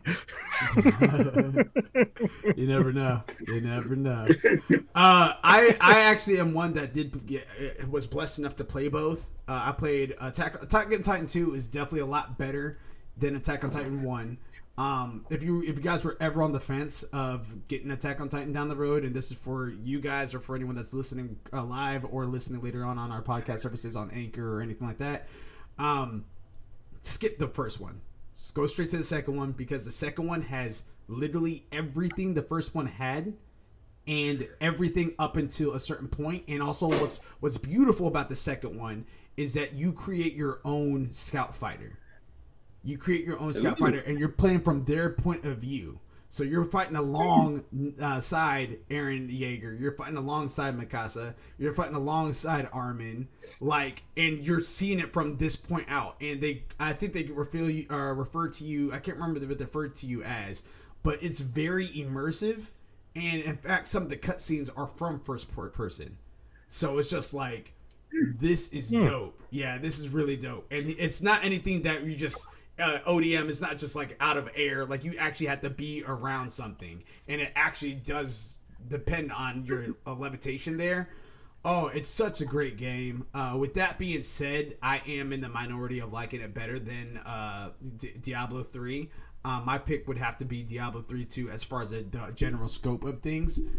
Though I do like Attack on Titan 2 better, Diablo 3 is definitely the crowd pleaser there. So Diablo 3 wins across the board. So it's kind of like the way you described it reminded me. I don't know if you ever played the old school Berserk games that came out. I want to say. Well, Berserk is more of a Musou. No, Berserk. I'm saying that because there was one Berserk game that was in. I want to say just in Japan. And we had a modded PlayStation 2, and if you hit the wall, like when you were swinging your sword, you could hit the wall. And it would knock you back. They had to be careful how you swung when you played as Guts on there. Yeah. Nice. They had the collisions built right. Nice. Yeah. I was about to say, I definitely know for a fact that they brought in a Musou game style for PS4. I think it is. They did bring that in. I haven't really played anything before that Berserk style, but S Guild's comments and said, I feel like Diablo kind of changed gaming for a lot of my friends, but I haven't played the game, sadly. Yeah, You ever got Era 37? yeah, well, yeah, I was about to say, I definitely know that Diablo definitely kind of took that strategy type esque game, at least viewpoint. I should say the strategy viewpoint, and made it more inside of a travel MMO style dungeon crawler type game, which is pretty cool. I think the permadeath is what mainly most of those Diablo fans were fiending for, is that like that thrill of you being able to go through with your friends, getting the best epic gear, and if you die, then your character's gone. Oh, that's Yeah. hardcore right there. Yeah. That's the hardcore one. Permadeath, man. Oh, you gotta love it. Yeah. Makes it so worthwhile because now you can't be like, oh, I can just yell. I can just Leroy Jenkins the shit out of this and get all the good stuff and not have to worry about a thing. No, you Leroy now. Guess what? Leroy dead. Yeah. Yep, You can go collect the body later after you get to the level again. Batman, not Superman. Yeah, straight up some Sword Art Online stuff right there. That's Sword Art Online. Oh, yeah. Right there. So you die in the game. You Log die in real Horizon. life. Yeah, there ain't no Log Horizon where you get to spawn back at the cathedral. Hell no. Yeah. The next category we have is Monster Hunter World versus Titanfall 2. Gravity Mark, back to you, man. What's your thoughts? Monster Hunter World. Monster Hunter World for you? Good Okay. boy. We got a lot of games to go through. Monster Hunter World. And I'm Like Titanfall 2 was fun. I sadly just didn't give it enough time to actually try finish the story or even do the multiplayer. So, definitely take what I say with a grain of salt. But I at the very least enjoyed Monster Hunter far better. Like, I played Monster Hunter World, I've played Monster Hunter Freedom Unite, so I've played a few Monster Hunter games, and I kind of have a little bit more of a inkling for them. Heard that. I'm assuming with your comment there, Mildew, you're going Monster Hunter as well. Considering I have about 700 hours into the game, heck yeah. There you I go. started playing Monster Hunters from PSP for the first one up to Freedom Unite and all, and it's such a good game, and I love it even more because, especially with Monster World, they added a storyline into it. That to me was just phenomenal, and the free roaming in the world and everything with the wyverns coming in and out was fantastic. Especially with the additions of Iceborne and all. Oh, blew my mind. It blew me away. Love it. Recommend it. Nice. Never been a big fan of Titanfall at all. Don't even care. 9 ball, corner pocket. I'm gonna have to go with them as well. I mean, I love mechs. Don't get me wrong. I got Mech Warrior and Mech Assault and stuff. Yeah. But Monster Hunter is just so much fun. It's so much fun running around. And it's not just fighting the creature, it's tracking it. You have to track the creature. You got to learn how it moves, how to hunt it, what items to bring.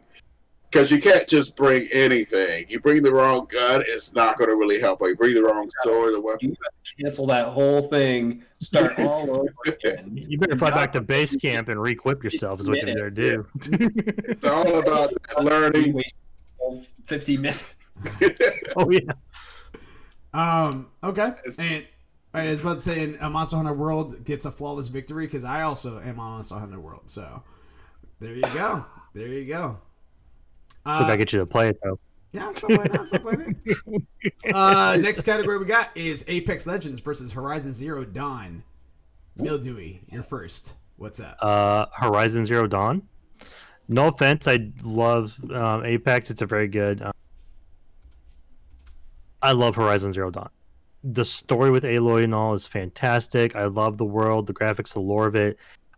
It's an open world too, to where you can free roam, explore, do extra quests, side quests, and all that. It's just phenomenal, and I love it. And I can't wait for Forbidden West to come out. So Horizon all the way, Aloy. All right. Respect. It's the 9 ball. On over to you. Your audio's cutting out. It's cutting out. Yeah, you're cutting out again. Yeah, now you're good. What's up?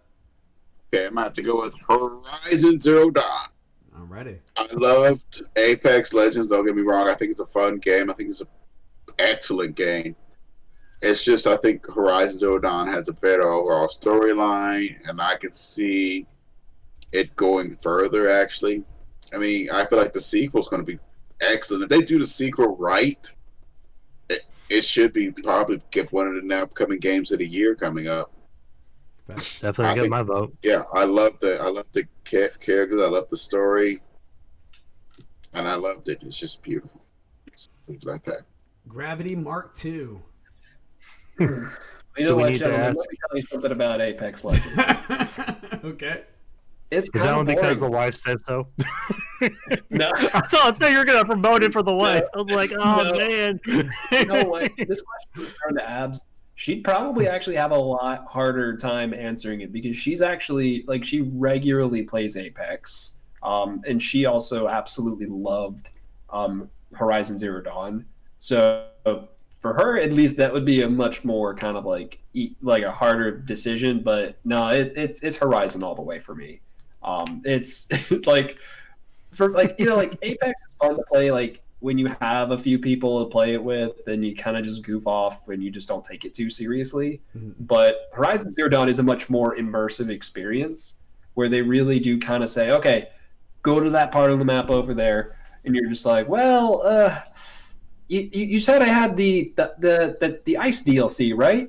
Yeah, I just go up there. You're like, yeah, like so I can just go up there and get all this really great gear, and then I can come back to the main story. They're like, guess.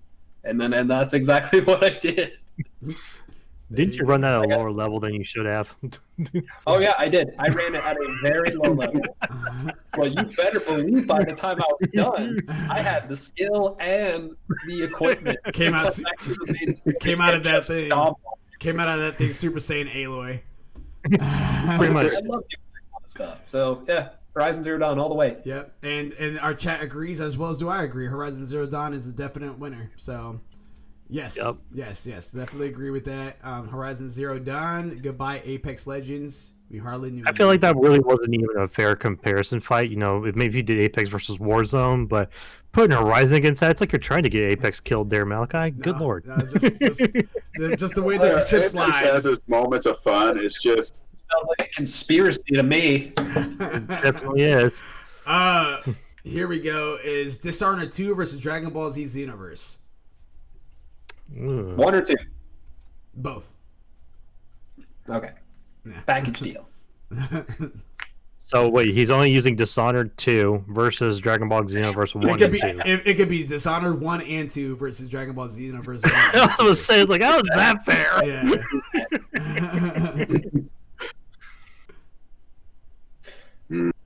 For I'll go simplicity's first. sake, let's just say 2 for both. Just 2. Okay, cool. Just two. Okay. For simplicity's sake, yeah, just to make this easy, Xenoverse 2. Okay. I'm gonna have to go Xenoverse 2. I played 1, but I never played 2 for Dishonored, but I just love Xenoverse 2. Gotta go with DBZ. Even abridged. What about you there, Nine Ball? Like it's part of it's the honored to. I loved Xenoverse, but I loved Dishonored, I think, a bit more. So I'm going to go with Dishonored. Can respect. I'm sorry. Are you over 9,000? Xenoverse won it. Xenoverse got it. Yeah, it was a nice switch up from a game that we have been getting constantly of. They're going the same story day in and day out, from Budokai to Tenkaichi to Dragon Ball Z Ultimate Tenkaichi, like all of that stuff. Dragon Ball Z Burst, like all of that was just literally the same game, like different graphics, which was cool, slightly different fighting style. But Xenoverse brought something new to the table. It was a whole new episode of Dragon Ball Z that you were watching and playing at the same time. Xenoverse takes the cake. Oh yeah. To be fair, Xenoverse 2 was basically just like an upgraded version of Xenoverse 1. It was, and that was my complaint about it. I'll say that. Yeah, It was there. Like, there are some unique things about it, but for the most part, it was just an upgraded version of the first game. Yeah. That was my complaint about it, because it was like that for the first half of the story, maybe 1/3 of the story, and then after that, it became its own thing. I wish it was its own thing from the beginning. That was me. But as far as, I love that they brought in the 8-player co-op against that. You can go ahead and fight these big monsters, these big bosses with. I love that. I love. Did they have PvP in there? Yeah. I like that they brought in the PvP where you can fight other Z fighters, or like created or custom. I like that they kept on bringing in the new DLC content of Super, which is fantastic. Yeah, Xenoverse. If I'm comparing those two, Xenoverse is the one that got it. Yep. All right, and then on to Section B. Beta. Cyberpunk 2077 versus Dragon Quest 11S. It is on you there, Nineball. Cyberpunk 2077. I don't even know what Dragon Quest. I've seen it. I've never played it. I mean, the little slime creature looks cute, but Little plushie. that's all I know about it. Little slimes. Oh, damn. That's all I know really about Dragon Quest. Yeah, the little plushie. Yeah. So I'm about to go with Cyberpunk 2077 on this one. Okay. Gravity Mark. I have not played Cyberpunk, but I have played Dragon Quest XI, and this might not be a popular opinion, but I'm gonna have to go with Dragon Quest. I actually really like it. You know what? Like maybe once I actually get my hands on Cyberpunk, maybe I'll think differently. But the story for Dragon Quest is simplistically beautiful. It's such a it's a very simple story, and it's just kind of like as you go along the way, you meet more people who come to your aid, because like I think you're like your character is the reincarnation of one of the other characters that you play in one of the older Dragon Quest games. And so you're kind of like going on this redemption story to try to take back your title as nobility or something. And then like you just meet more people along the way. And you just kind of like get into all these shenanigans. And the combat system is very interesting because it is turn-based, but it's also tactics-based. So like So, Final like- Fantasy Tactics? Kind of. So like you can kind of toggle it on and off. Like you can actually toggle it like for specific people too. So like if you wanted to have your character be set to like I want to choose which moves they use, and then just have everyone else in your party just be tactics and just be like, okay, well just you defend, you focus on healing, you focus on magic DPS. You can do that, or you can just change it up for everyone. Like it Sounds is like a Final very Fantasy 12. Yeah, it is a very simplistically beautiful story, and at the very least, I really like it. So for now, I'm gonna have to give it to Dragon Quest. Hey, you got me interested. I might give it a play. Okay. Maybe once Cyberpunk actually works out the kinks, Yeah. All right. maybe we'll come back to it. And actually, going back over to you there real quick, Nineball, I think Dragon Quest is actually on Game Pass, so I think you actually try it out too as well. All right. Mildewy Carrot, Great. it's on you. So I played some of the older Dragon Quests on like DS and all. So they're turn-based. Really liked them. Really good story and all. I've not played the newest ones. So I kind of want to now, especially if they're on the Game Pass. I'll definitely try and look at that and see if I can get them on there. But as of right now, in terms of the actual game that I would choose, I'd have to go with Cyberpunk right now. I really like the story plot, the interactive world, the sci-fi capabilities of it. And I've been waiting for it for so long. So I'm gonna have to give it to Cyberpunk on this one. No offense to Gravity. Gotcha. None taken. Cyberpunk is an absolutely beautiful game. Yeah. I need to play it first. Yeah, I'm just on the same way with Dragon Quest because I've never really played them. Like I said, the only thing I've ever seen is like the slime. When he goes and fights little slime creatures on the commercial. Oh That's- my god. Yeah, the plushies. Oh, the little slimes are so adorable. You just see them and like you have to kill. He's like, I don't want to kill him. It's too cute. I actually have to give it to Cyberpunk as well. As bad as the glitches are, as bad as the experience is for other individuals that's having that issue, ultimately, I'm looking past that, thinking about both games at their best. I would have to give it. If I'm talking about game of the generation, I see that being more Cyberpunk versus Dragon Quest, and that is coming now. Dragon Quest is something that I've always wanted to get into. I never really dove into it myself, so I am kind of speaking on a little bit of a bias just because I have played Cyberpunk, and even though I'm not super far in Cyberpunk, I do enjoy what I'm playing on my PS5 for that. But ultimately comparing the two, I would have to say Cyberpunk as well. So Dragon Quest 11. It's been real. It's been real. Give it a hug. We'll put it on the shelf for later. The next one No is review. Bloodborne versus Final Fantasy 14. Malachi, you and I are going to be fighting over this one for sure. We're going to start off with you then, Mildare, getting feisty already. Let's go. Bloodborne beats Final Fantasy every single day. All right, on to the next person. I'm sorry, but the lore of Bloodborne, the difficulty of it, even without having a level of difficulty, the combat styles, it's got some character creation there too as well. The lore of the world and the story plot itself, and the amount of endings you can try and get to for it when having to go through this game is fantastic and beautiful. It's got co-op capabilities, I think up to about 2 to 3 players. I've done 2 with my brother. We enjoy playing it. It is so much fun. I think it's 4. Hands down. I love it. I it's- think it might be up it's to 4. 4. I think you have to do something for it though, if I remember right. So Dark Souls, we have to use that one, dried hands or something. Well, Yeah, Dark Souls was technically 5, but that 5th player was like against you or something like that. Well, what it was is so you could do 4 players in your party playing with you, but you had the highest respawn for invasions. So it's like Yeah. you go like 5 feet down, you're invaded. 5 feet down, you're invaded. It's like let's do this. Mhm. But no, Bloodborne all the way. Oh, love Bloodborne, so good.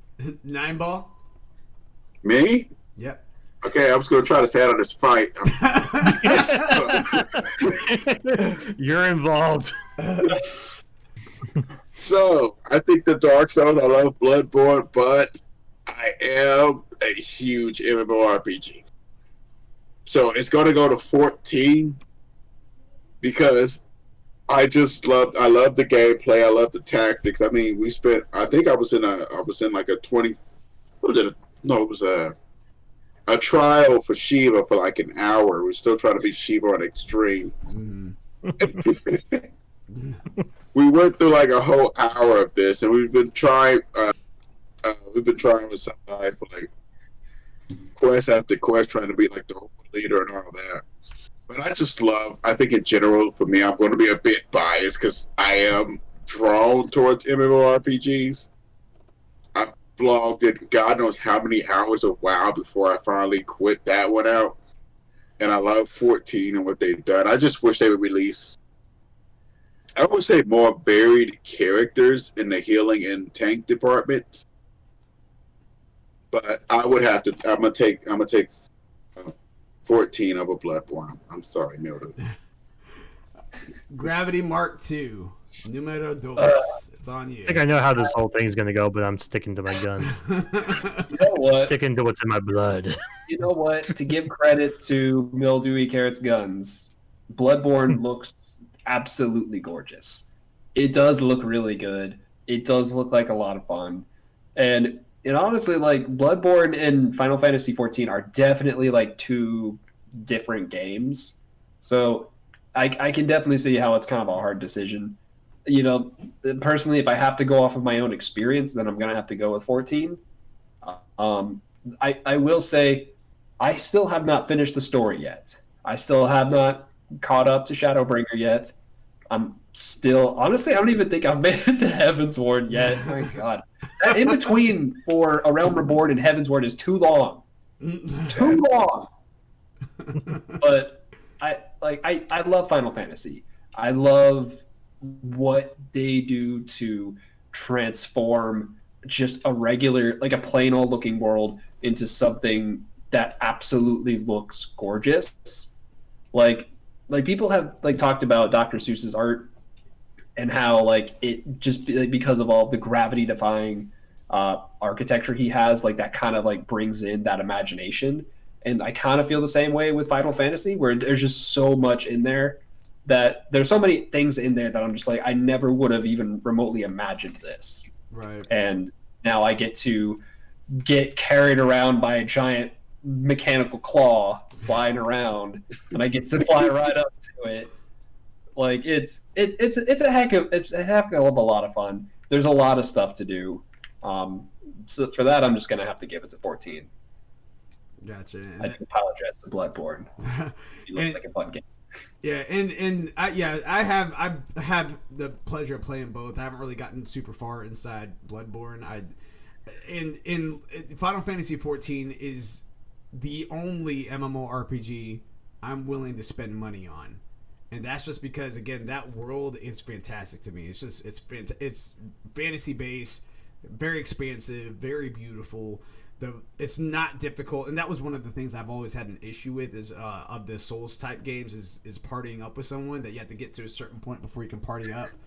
That I never really liked, and not just in Souls. Like there's other games that have that as well, and I just never really appreciated that. Like if I have a friend that's in the same world as me, I should be able to link up with them. Like that's like literally Gravity. You're not far from me. Same for you, Mildewy. You guys aren't far from me, and that's like saying like I can't go to your house because I don't know that's like saying I'm trying to go to your house but I can't because I know exactly where it's at, my GPS is not working. Even though I know exactly where it's at, my GPS is not working, so I can never see you until my GPS starts working.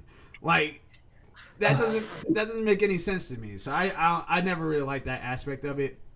It makes sense to me just because they don't want people going backwards and just letting someone else farm experience on the back end when the boss is already beaten. Because the one thing about Dark Souls and Bloodborne is that as you progress through the game, like if you are playing with someone, you're playing in their world and you're getting the XP up to the point where they beat the boss. Once they've beaten the boss of the area, you can't go back and farm XP on that level. But then that person, because when you die as the side person in there and you come to your world, you don't lose that XP that you gathered. It stays with you. Mm-hmm. So you can just constantly keep building and building and building XP off of just one area. So they don't want it to where, once a boss is beat, people go backwards and they farm it for whatever XP is in there because there's several good levels that are good for farming.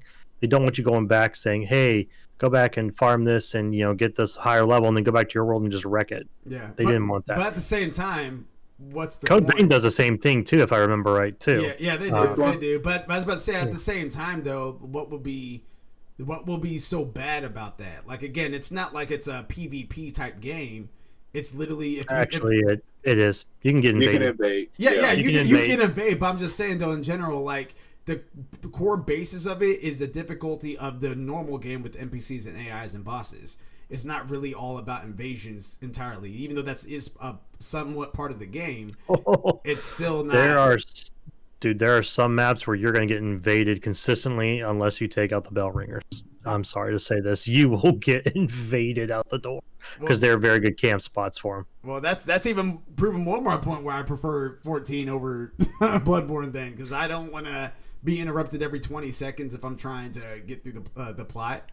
There's some times where it's like, you get invaded and you can't fight each other until you're towards the end of the boss and you're at the boss, you're behind, you go, oh, hey, there you are. Yeah. They're like, wait, where'd this guy go? Right. Because they don't have like a map to like ping you, You remember Dark Souls 1, then you get the troll like invaders, the ones that just running around the map with you.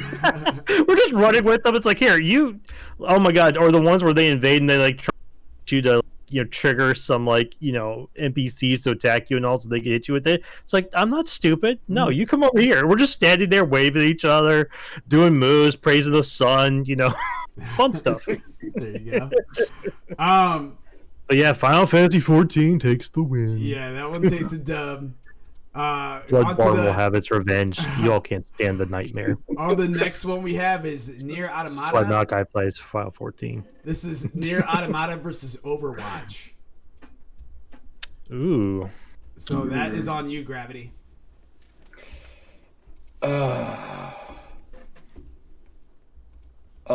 a tough one. Let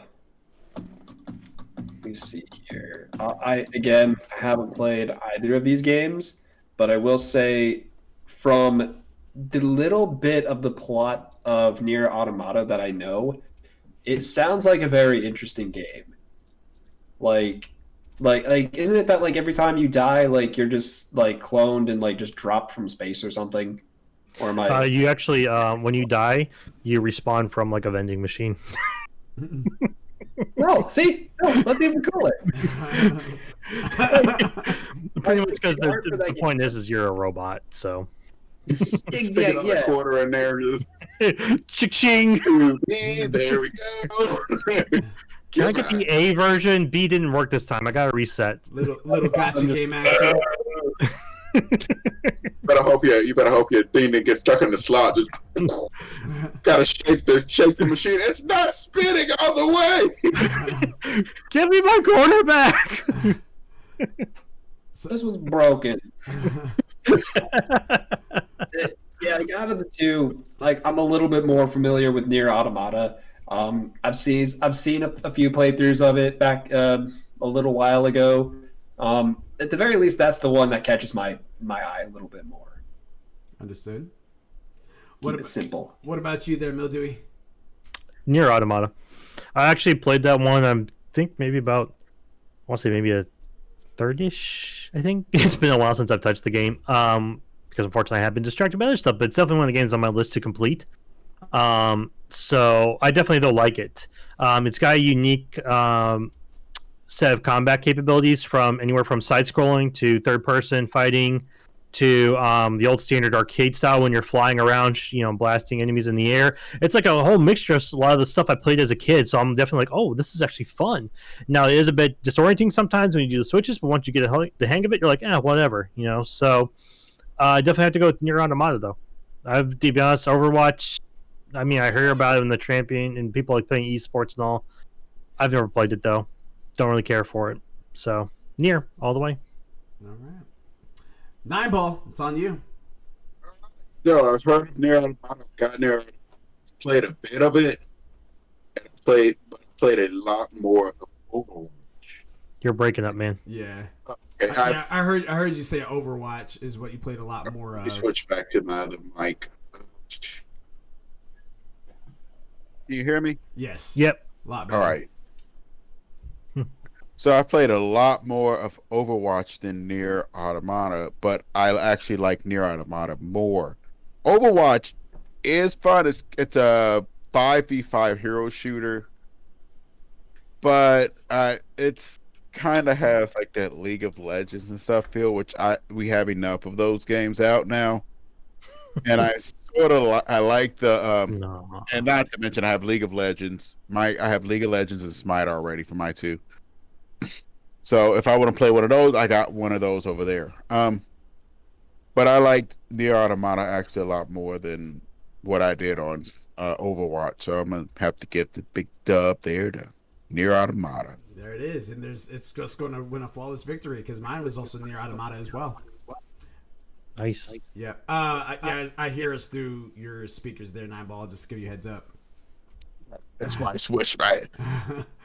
Can't win today. No win for Nine Ball or his mics. Next up, we have Tales from the Borderlands versus Dark Souls 3. So we're gonna start to kick this one off to you there, Mildewy. Dark Souls 3. Dark Souls 3. All right, there you go. You don't even have to ask. After my last vouching with Bloodborne, same made it.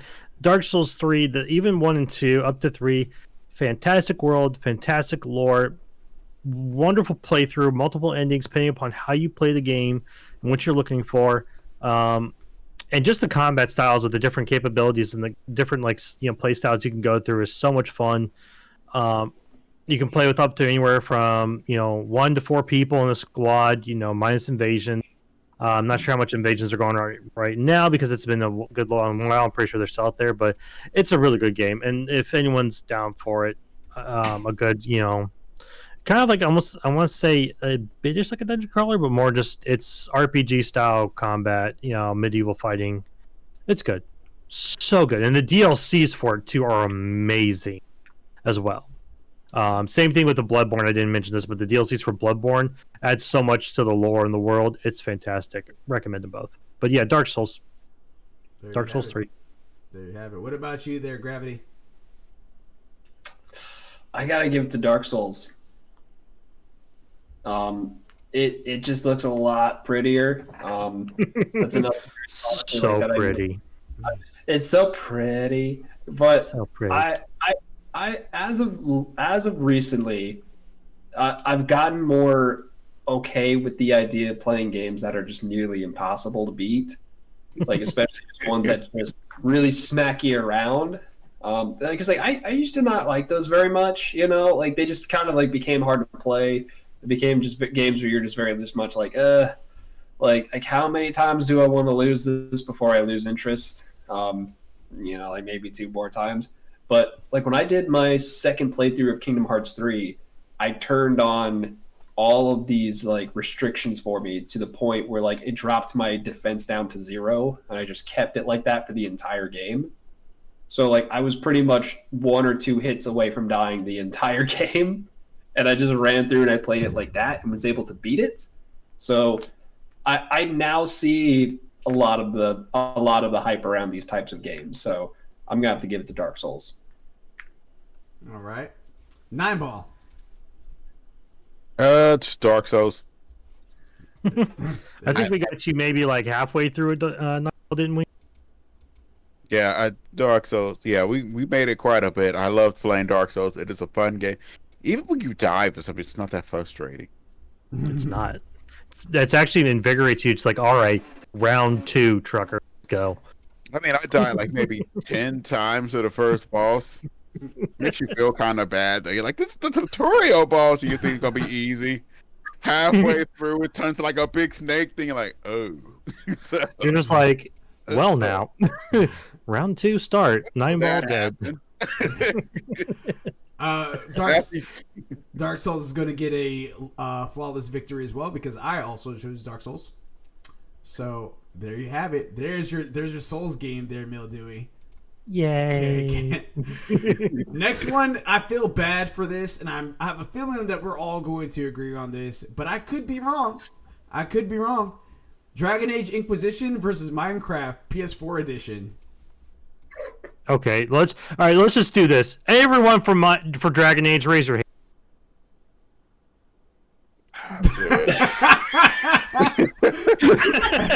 He's like, I was gonna give it to the underdog, but now I can't. And for our audio listeners, all of us froze our hands. Bleeding Aces, aka It's a 9-ball, did so out of resentment, but he did so eventually. So It's gonna be a troll at first. I was like, I'm gonna just go I play more Minecraft than Dragon Age, but I love Dragon Age more than Minecraft. you're probably the type of person. You're probably the type of person that would vote Fortnite Game of the Year, huh? Okay. I would definitely agree with Gravity, though. I definitely, or not with Gravity, with 9-ball. Sorry, Gravity. I play Minecraft a lot. I love the creation and the open world sandboxing of it, but in terms of story content and actual lore, Inquisition all the way. You've heard me on past streams talking about Inquisition, Mass Effect. Yeah, I'd go for them all the time. but I mean, not a fair play, but that's the reason why I probably liked it. We played on Nieces, and then we just had a blast playing that game. and to be honest with you, like I didn't choose that. I pulled that from Metacritic, but it's just like, does Minecraft really deserve Game of the Generation? No. Let's be real. Here's the thing. You guys stop it. You guys stop it right now. I'm just gonna say this. When I played it while it was still in beta, or at the very least, like the very early stages of it. Yeah, like barely anything in it. You guys are hurting. But that's PC version. That's the PC version. I'll say this: the PC version is definitely very good because there's also a good mod community for it, and they've got a lot of stuff out there. PS4 version, I feel, is like the old school. It's like it's very lacking in terms of like getting the stuff from PC to it. So if you ever want to play Minecraft, guys, go for PC all the time. In my opinion, it's really good. Got a lot of stuff in there, and really good mod packs. There you go. Very good. There you go. Winner, winner, chicken dinner. And lastly, inside this section, we have Injustice 2 versus Resident Evil 3. It's the 9-ball. Yeah, wait a minute. Got to go with Injustice 2. Now, I have not played Res Evil 3. Well, no, I'm about to go with Res Evil 3. First, I was about to go with Injustice. I played a lot of Injustice, but I'm not a fighting game person. I liked it Res Evil 2, and Res Evil 3 is it's short, but it's okay. I did a lot of what was the other one? Injustice 2, because basically, again, my niece and them, we played it a lot together, so it's because of that you get a lot of fond memories, but it's not a game I would see myself. I really didn't play it on my own. Like the kids came over, they played the game, they beat the game for me. So I now got all the characters. Thanks. Okay, all right. Gravity Mark 2. Evil. So we're RE3 for it's the 9-ball corner pocket. Gravity Mark 2. No anti-gravity. What you got? You know what? I'm gonna have to agree with 9-ball on this one. Like I think I've played 3. I know I've played Umbrella Chronicles. We don't talk about that one. God, don't even bring up the name. Oh man, stop it! Just, I'd rather you talk about 5 versus that. I cringed through that I would one. rather hear about 6 than that. The T-Rex. It's The T-Rex. played 5. It's I forgot about for him. me. Like it's to go with Resident Evil. Like as the franchise as a whole, like I really do just like the story, like especially like that it's still kind of ongoing. The fact that they can still kind of innovate in today's world and still kind of have like an ongoing thing where they can still actually go back and make connections to older characters. Okay. Mildewy Carrot. It's on Res 3. Okay. Gotta go Res 3. I've never been a big fighting game person. Don't get me wrong. The Injustice series actually looks like it's a decent fighting game. I have not been entitled to them. Like I think I may have the game, but have not even touched it. That's like how indifferent I am to the fighting style genre. Res 3 though, I've definitely played 5. I think I played a couple of the other ones too that are. It's really good, and I like the story. The in depth, like trying to figure out how this all came to and all with the Umbrella Corp and everything. It's really good. So I'm gonna go Res 3. You horror-loving bastards. I'm going Injustice 2. I am not going to go near another horror game ever in my life. Injustice 2 wins by default. It's cool. It's not that bad. It's just advanced zombies. Yeah, one with a rocket launcher. I mean, what's so scary about I that? mean, one of them's got his face torn off. He's got like a whip arm and all. Screams at you. You could be one of those guys that just does like a no shot run, like a no hit run. You can just run through the whole thing. Section C. I can see him. He's doing it while screaming like. We're going to Section 3, gents. We're going to Section 3. It's like Kevin from Home Alone. He's running through the house screaming. He's like, you said this was FIFA? That was funny. That was funny. First up for Section C, Persona 5 Royal versus Metal Gear Solid 5. Ugh.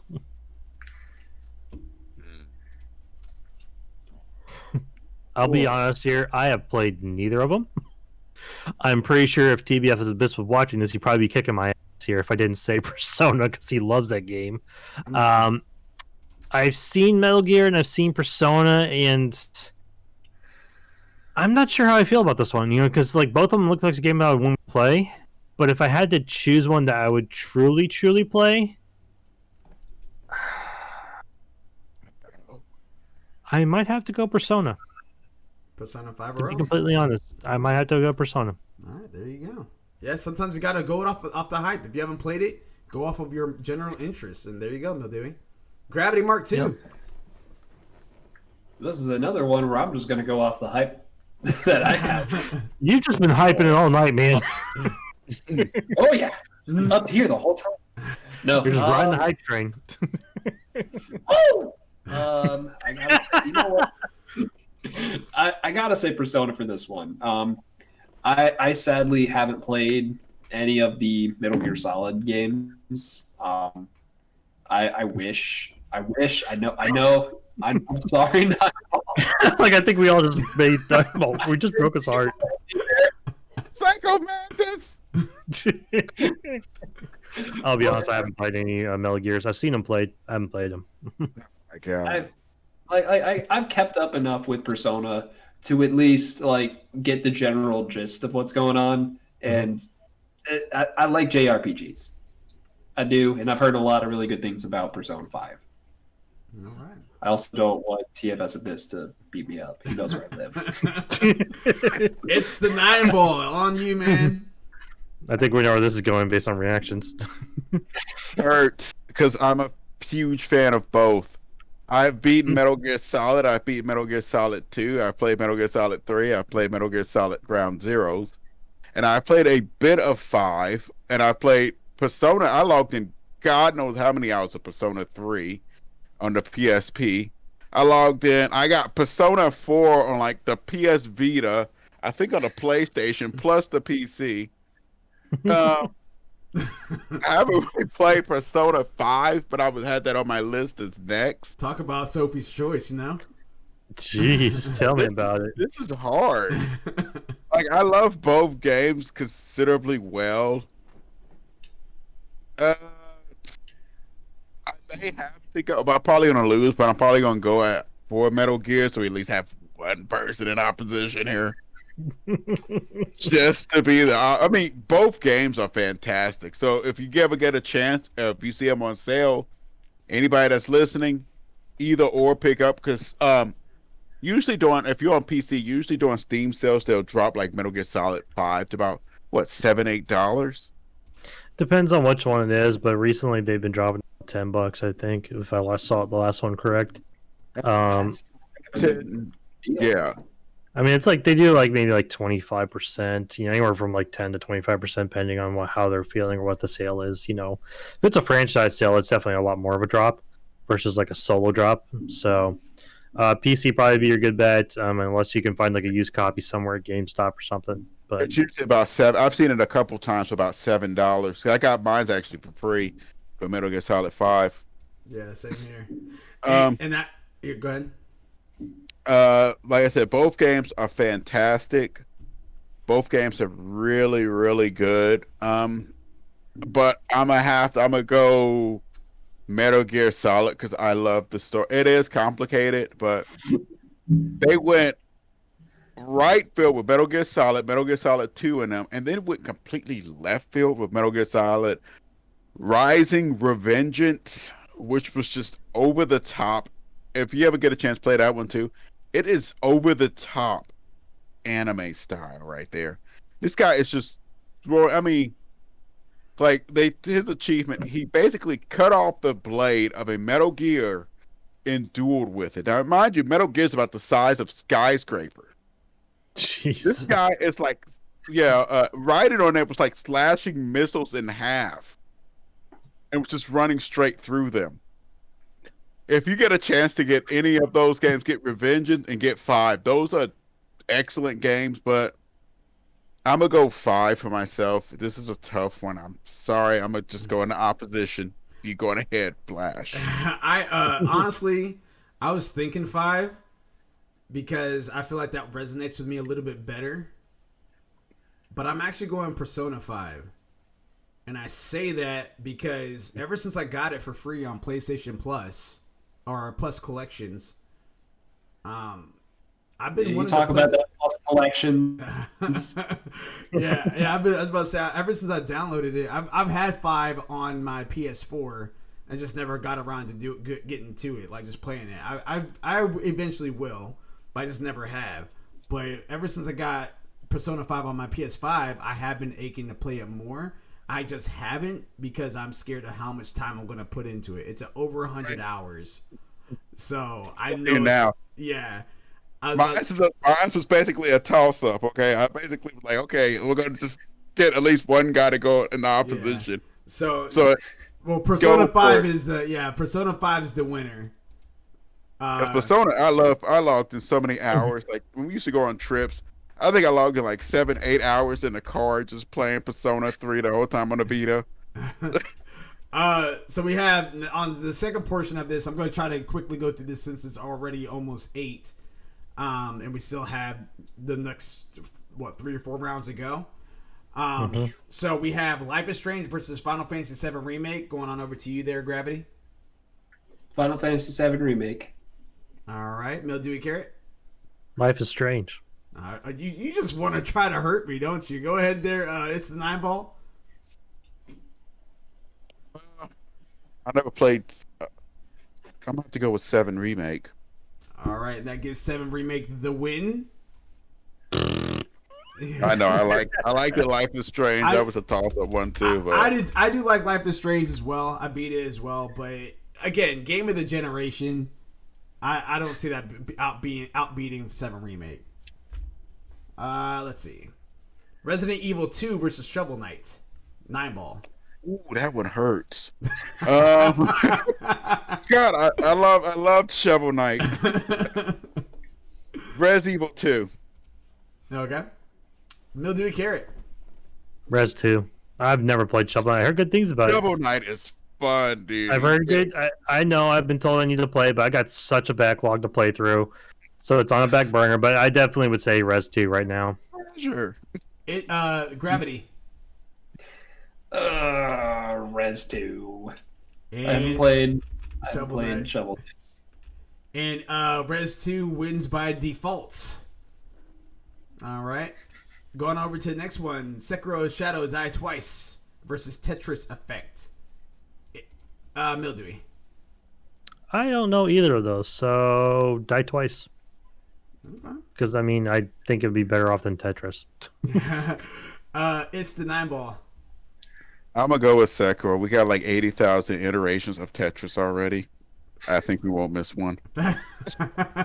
Gravity.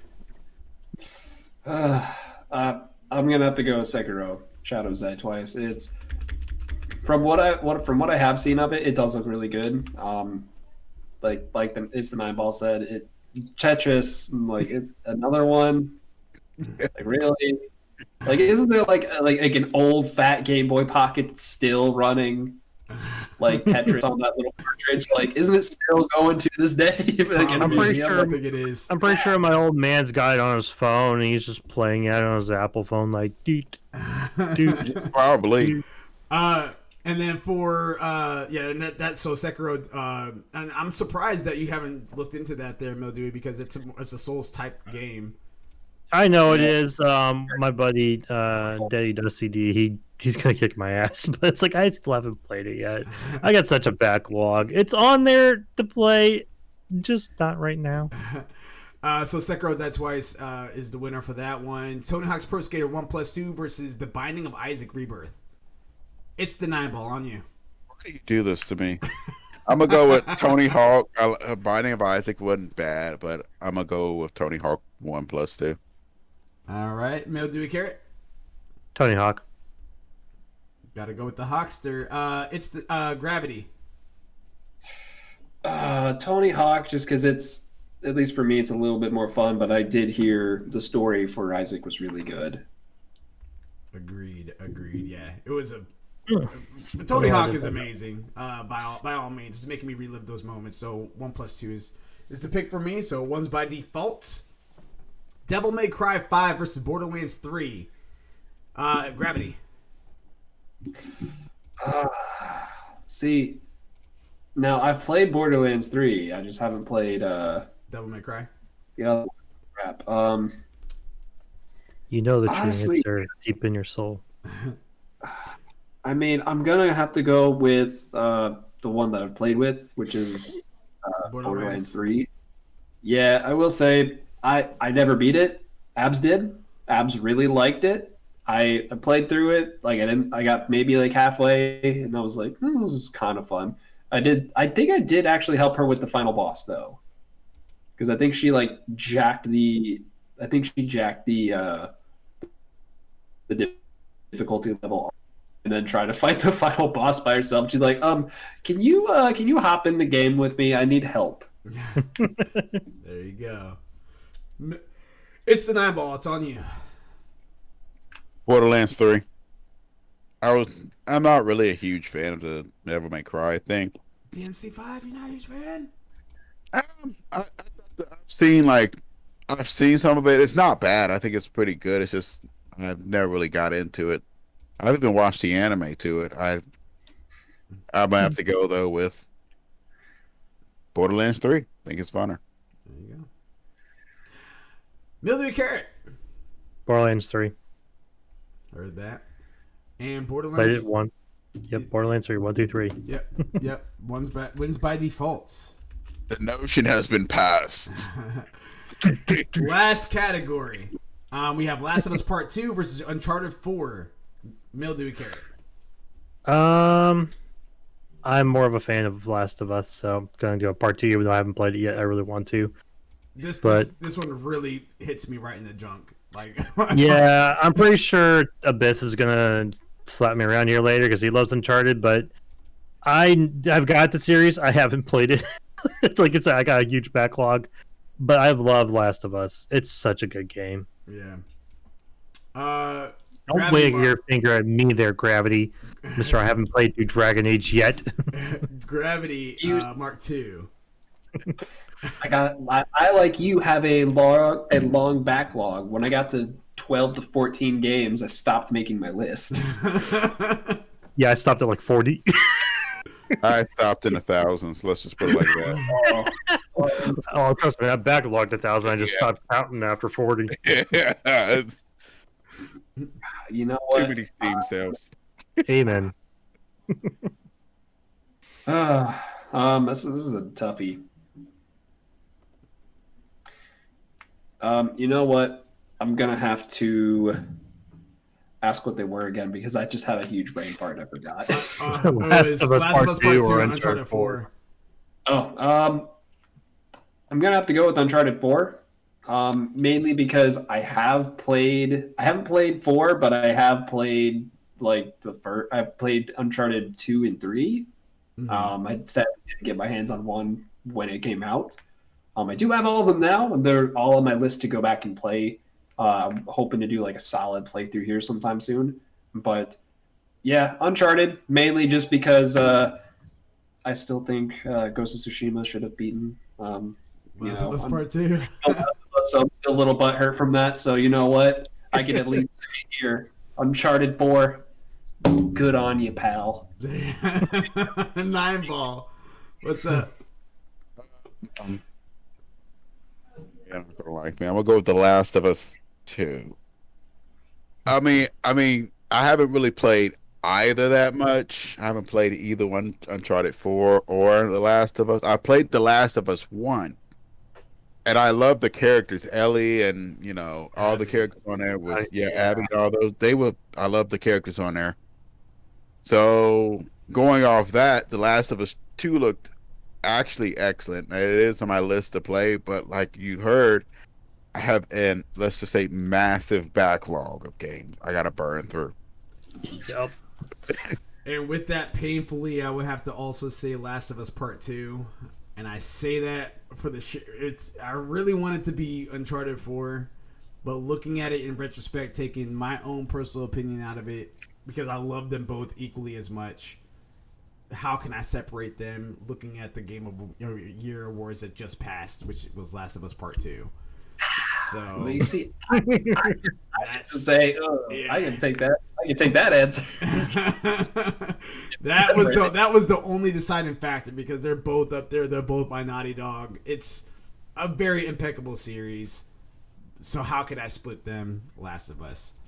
So Last of Us is going to end up taking that one. Witcher 3 versus Smite. It's the 9 ball on you.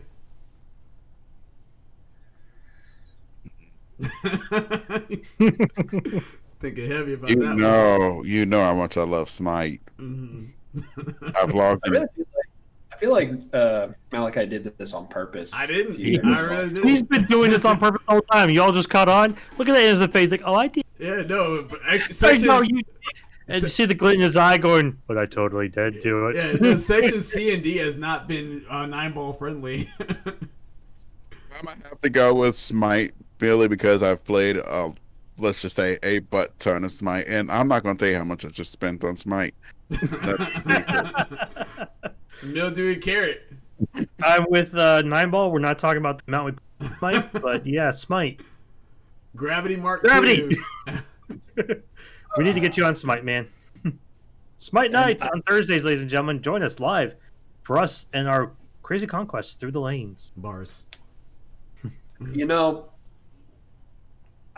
like I like the idea of The Witcher better than Smite. You know, like I need to get on Smite. There's just a huge learning curve, at least in my opinion, for Smite. There's a lot that you have to understand about the game before you actually start to enjoy it competitively, especially like when you team up. Like at the very least, like when I team up with you guys, I always feel completely lost. Where you're like, okay, guys, I got this item. I'm running this set. I'm running this guide. Let's go. Let's do this. And I'm just like, I think what I'm doing is working. Is it working? It's like, yeah. Oh wait, I died. Okay, that's You know- okay. That's how I learned. I learned trial by Yeah. fire. That's how I learned League of Legends. Just stand behind the tower, you'll be fine. Which tower? No, that's their tower. Is that why it's shooting? I need to really try to get into Smite a little bit more, but I like, for at least for me, I like the idea of The Witcher a little bit better. Witcher is a good game overall. It's just I've logged way too many hours in Smite. Yeah. It's my go-to. If I want to play a game and I don't know what to play, I'm almost logging on to play some Smite rounds. Yeah, and that's actually I'm the same way. That's why my answer is also Smite, unfortunately. And I say unfortunately because I do want to play The Witcher, but I have yet to actually play The Witcher in all its glory. So It's on Game Pass. yeah. Yeah, Well, actually, I think it's on Game. I think it's on Game Pass for this S. I have to take a look at that. It's almost on everything, and it's super cheap to buy. Let's see. Witcher's not on here. Oh, it might be console only then. Yeah. Yeah, it's console only. Well, on to the next section while I search for Witcher 3 sales. Ghost of Tsushima versus Rayman Legends. Gonna start this one off. Yeah, Ghost of Tsushima. Ghost of Tsushima. Just raise your hand. Raise your hands for Ghost. Let's go, Tsushima. Just I raise don't your like hand. raise your hands. I'm like It's Rayman just- Legends. I'm like, Yeah, okay, there's no. Like you never that one. Why couldn't you mix those two up? Malachi is definitely rigging this I'm not. because you I'm know he definitely wanted not. Ghost to win. If No. he had put it with something else, it would have lost. He knows I it. promise you I wouldn't have. Astrobot Rescue Mission versus Bastion. Gravity Versus Mark. what? Bastion. I don't know. Bastion. But Astro Boy or Astrobot sounds a lot more fun. Mm. That's a better name. I'm gonna go with Astrobot. Astrobot. Yeah, Bastion is a platform. I think it's like a side scroll. I don't think it's a Game platform. where you can reverse time and stuff. I've played some Bastion actually. Ooh. You might be thinking of What's Bastion? Braid. You might be thinking of Braid. I am thinking of Braid, ain't I? Yeah. Bastion. Yeah, I'm thinking of Braid. Bastion's like a little warrior. He has blonde hair, has a sword. Is that Final Fantasy 7? No. But we got Gravity marked in as Astrobot as we move on over to you, Nineball. I know you're looking it up right now. Really good. Pretty though. Okay. Yeah, I'm gonna have to go with Bastion. All right, so we I've got heard of Bastion. I don't even know what is Astrobot? Astrobot Rescue Mission. Yes, that sounds like Pet Patrol or something. It was essentially it was essentially a VR game, and then they brought in Astro's Oh, Playroom. Astrobot. Oh, I love that little dude. Yeah, and then they brought in Astro's Playroom to the PS5 as a tech demo, and that did absolutely wonders. Actually, people actually rated it on Metacritic. I'm going Bastion. Astra looks good, but I played Astra's Playroom. I know it's not. I know this is Rescue Mission, but just based on like if Rescue Mission is anything like Astra's Playroom, then I got to give the Astrobot. Why am I getting Wonder Pet flashback? Mildew Carrots on you. Just looking at him, I have to go Bastion. The capability of creating your own world and then also the third-person scroll, kind of like Diablo-ish, looks pretty fun.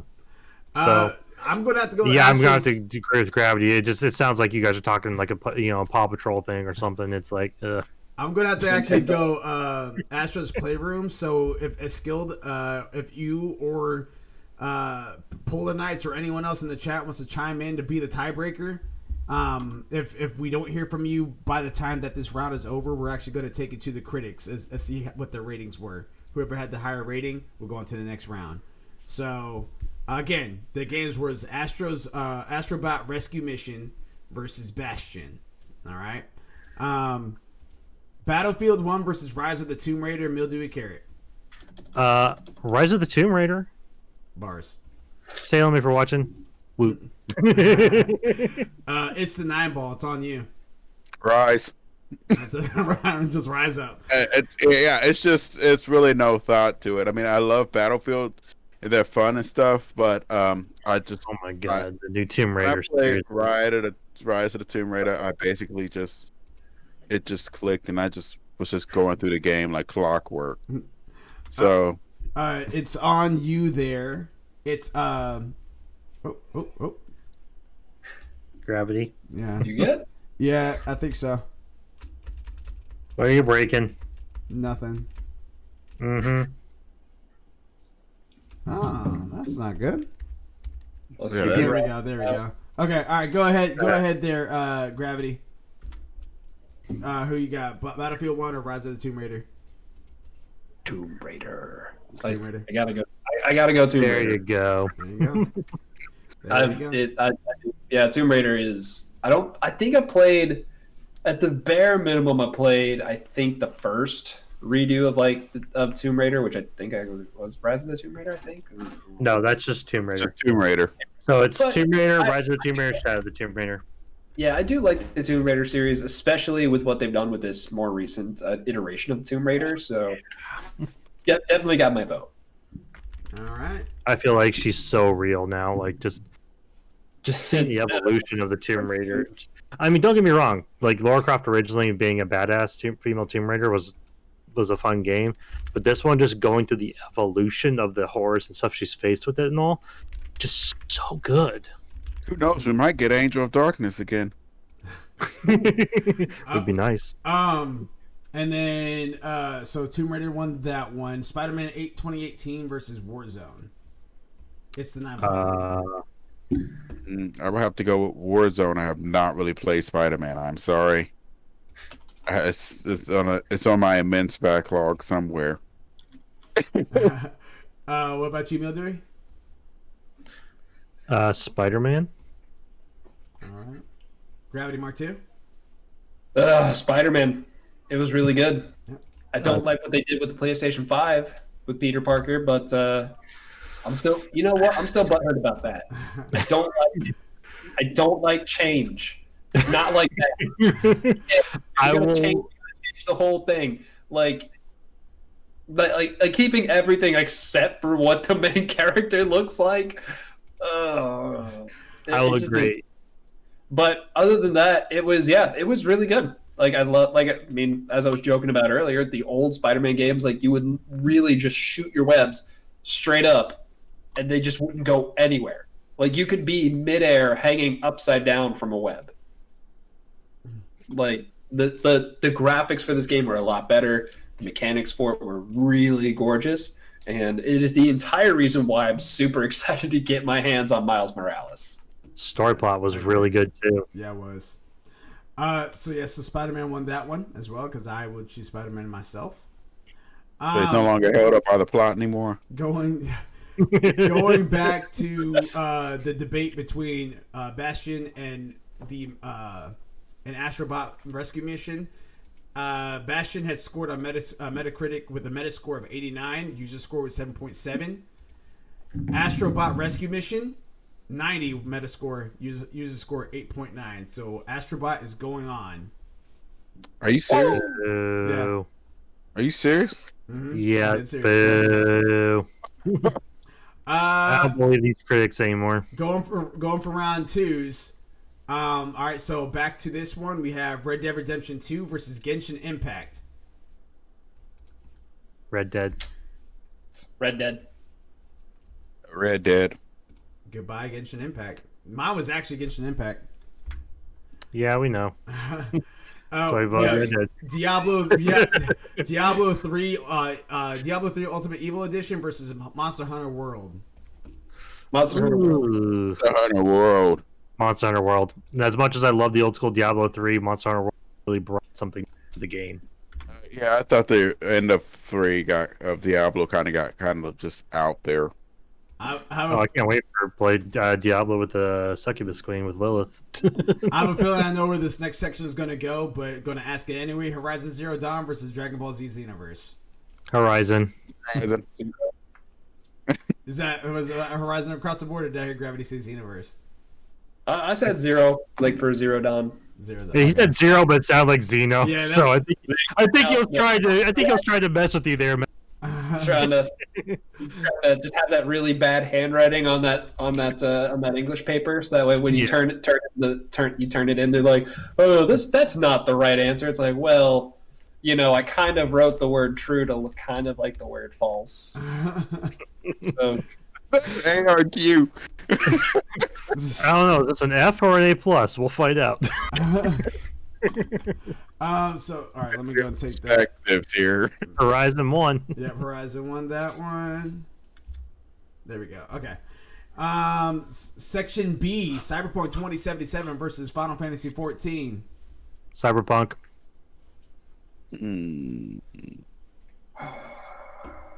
I'm saying 14. I know you're saying 14. I'm pretty sure Gravity's going to say 14. I'm gonna say 14, but only because I haven't played Cyberpunk. And I take it. Honestly, I feel like once they get rid of all of the bugs with it, I feel like my mind might change. But I agree. I think that will be the census there is after they get that fixed. once they get it fixed, it'll probably have my vote. But for right now, 14 has it. Limeball, it's on you, man. Well, I'm trying to think here. All right, so I'm trying to get my brain cells on the consensus here. I like both games, but I might have to stick with 14. I really wanted to say Cyberpunk 2077, but the thing was, the end of the other day, I actually had a choice of which one, and I ended up playing 14 over Cyberpunk. Oh, that real world example. Yeah, like I Gravity. said, MMORPGs. It's my thing. I mean, I love that extra challenge of going through like 24-man raids and keeping people alive in dungeons and stuff. So it's always been my thing. So I gotta take 14 over Cyberpunk. Number 2, they still gotta fix it. I love Cyberpunk, and I want to go deeper into it because maybe once I get deeper into it, I might start to play it a lot more. But for right now, I'm gonna take 14. Okay, I can respect. Nier Automata versus Dark Souls 3. Dark Souls 3. Dark Souls. Goodbye, Nier. We hardly knew Don't get me you. wrong. She's a good game, but Dark Souls. Ooh. Finally got jammed in that vending machine, huh? I feel like I know the answer for this one as well, but I'm going to ask anyway. Dragon Age Inquisition versus Resident Evil 3.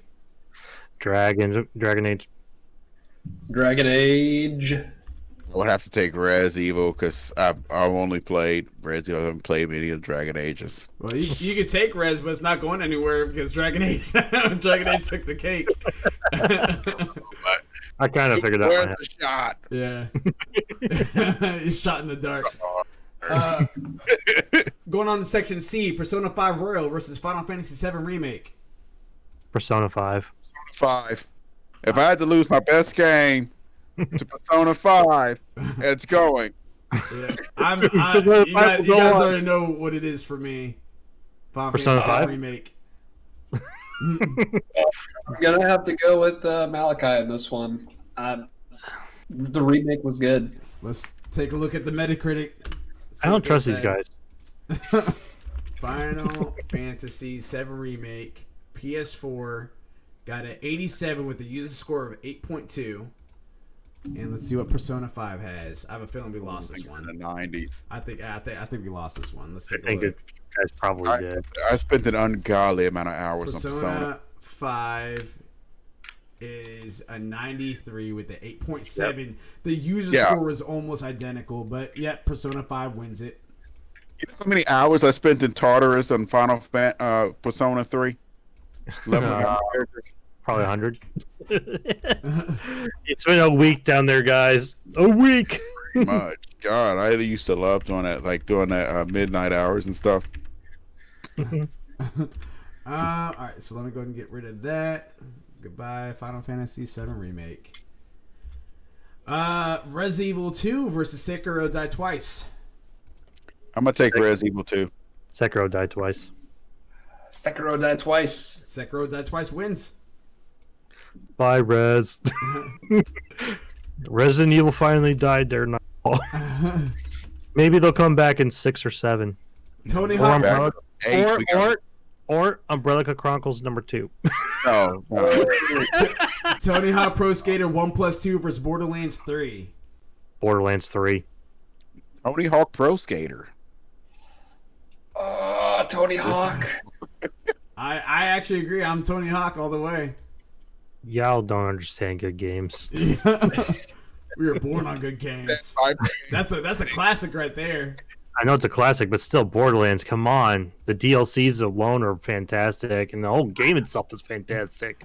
I gotta say, Borderlands just seemed really annoying to me. Like I did kind of enjoy it, but you know what? I'm gonna be a little vulnerable here. I think Borderlands is really annoying.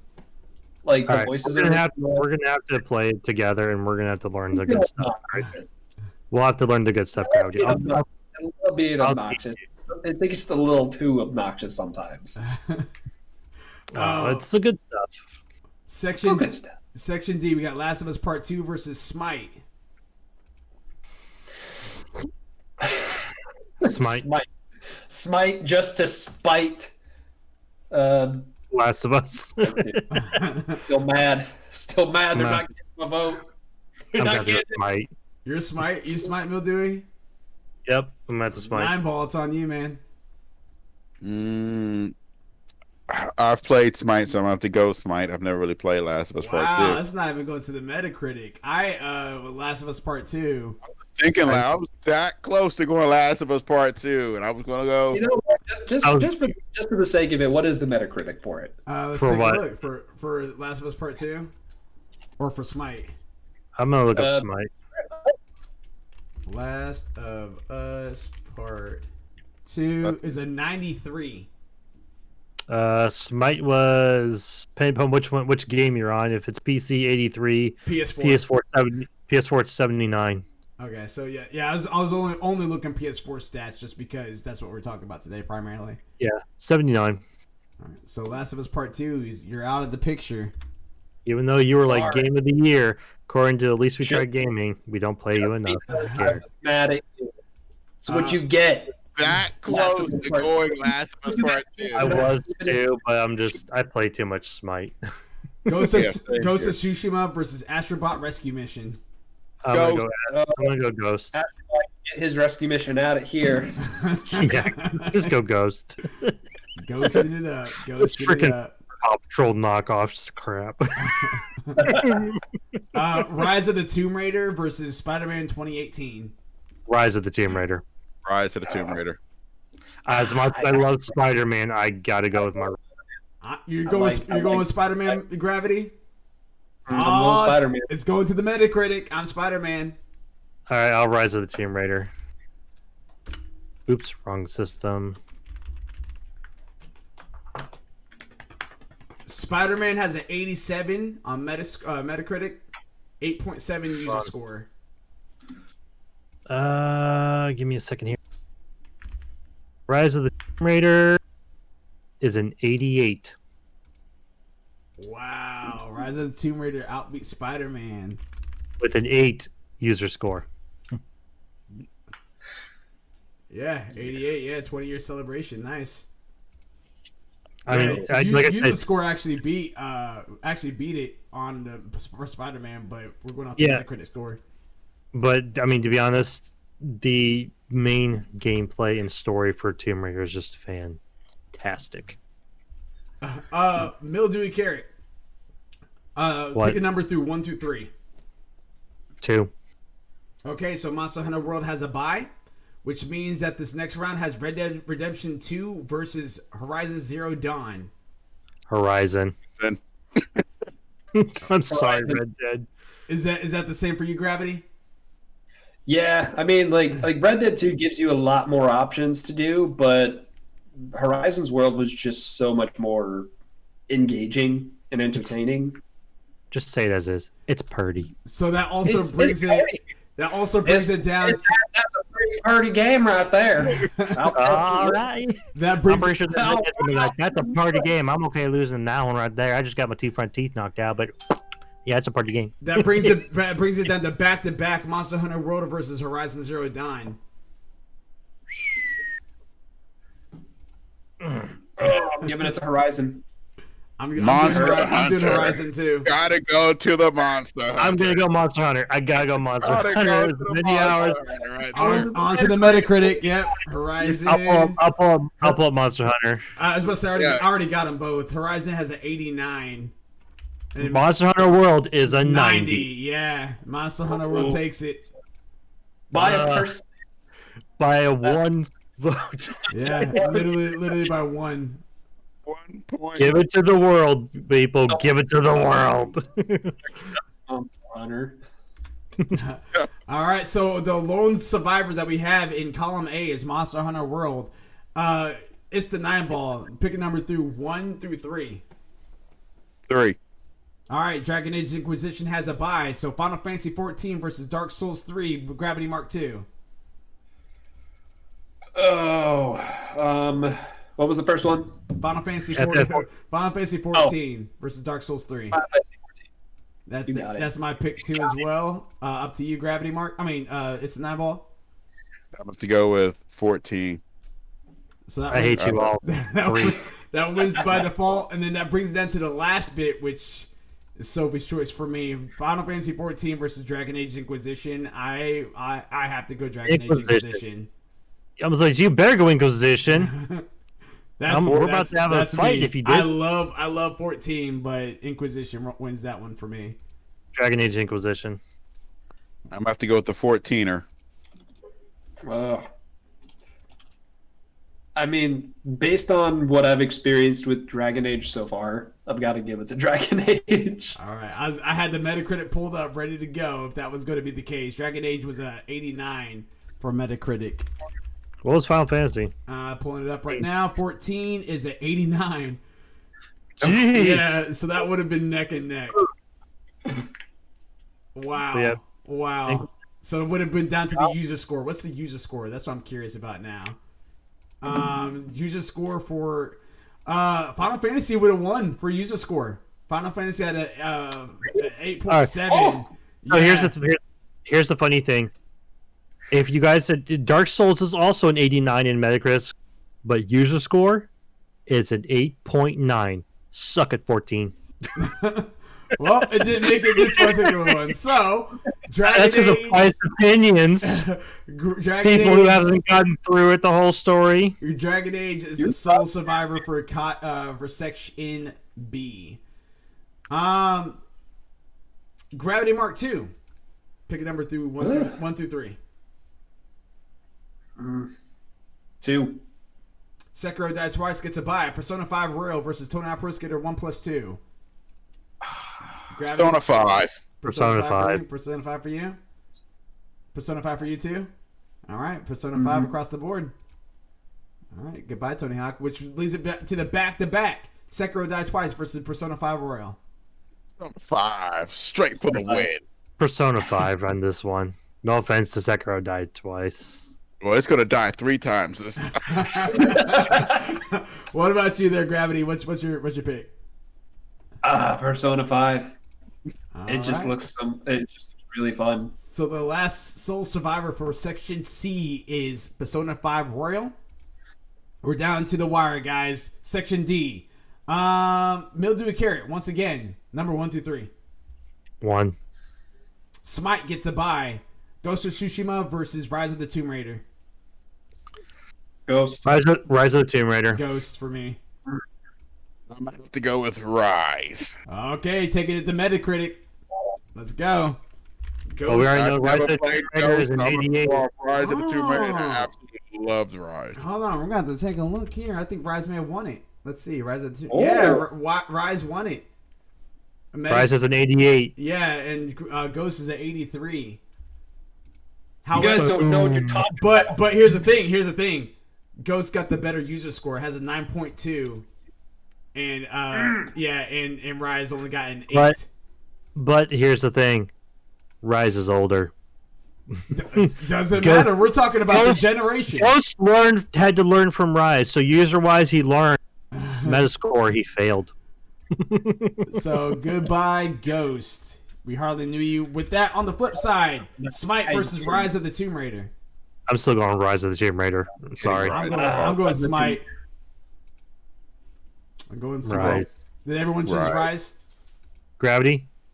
You chose Yeah, Rise? Rise. Alrighty. Goodbye, Smite. And then there were 4. So, Section Round 1. A. Yes. Semifinals. Section A versus Section B is... Or no, it's Section C. That's the way it's set up. So, Section A versus Section C. Monster Hunter World versus Persona 5 Royal. Monster Hunter World. I would have to go with.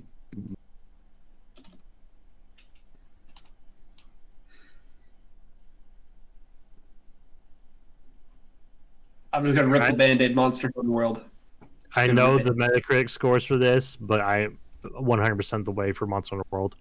I'm a Persona 5. I'm Persona Royal. I've never played Persona 5 Royal, but I've played Not Monster Royal Hunter. 5, just Persona 5. I've never played Persona 5, but I have played Monster Hunter World. As much as I love the Persona series, I might have to give it to. I'm gonna go actually for Persona on this one. All right. I love We're taking Monster Hunter. I love the whole hunting aspect, but the whole thing of being a person at It's day. Persona. Persona's a 5 93. Killed it. It's a 95. No, mine says a 93. Yeah, no. Metascore PS4 Persona 5 Royal. Metascore is 95. You said just Persona 5, yeah, not Persona 5 Royal. I looked at it after I said that, and I had to correct myself. It's Royal. Okay, so yeah, it was 5 points above it. Monster Hunter's a 90.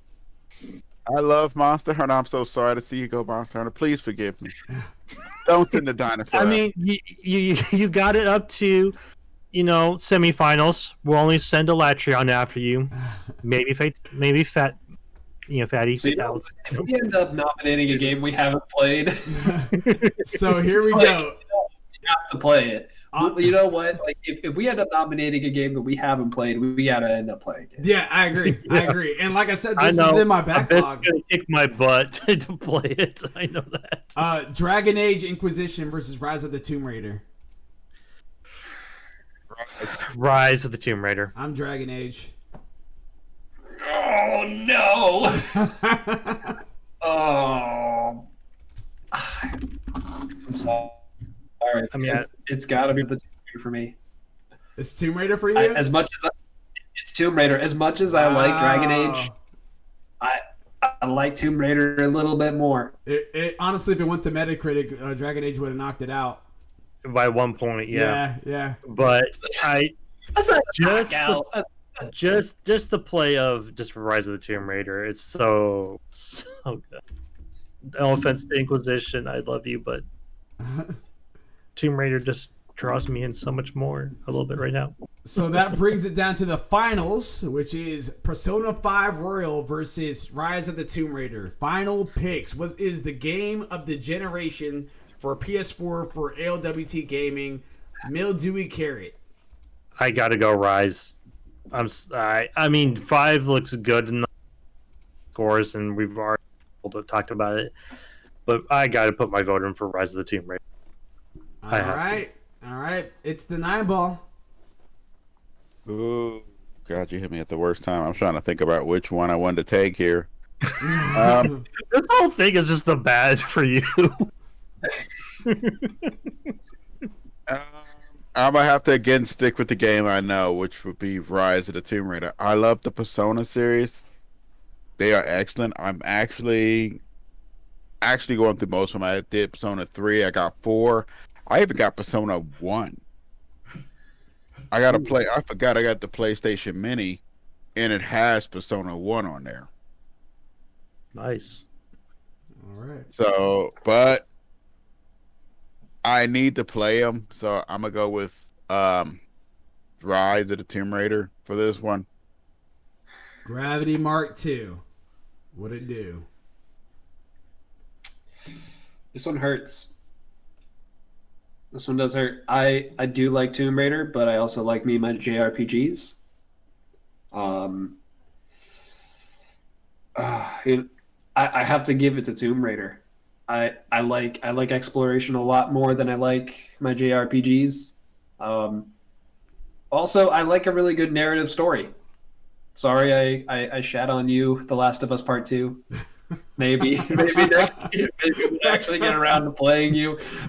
I won't be so butthurt about it, but I like me a good story, and I'm sure the story for Persona 5 was really good, but aesthetically, honestly, as bad as it sounds, for me it just comes down to aesthetics. Tomb Raiders has it for me. That doesn't sound bad at all. Let's see here. All right, so guys, for me, ladies and gentlemen, we have our winner here. And without further ado, our winner for ALWT Gaming's best game of the year, of the generation, that is in fact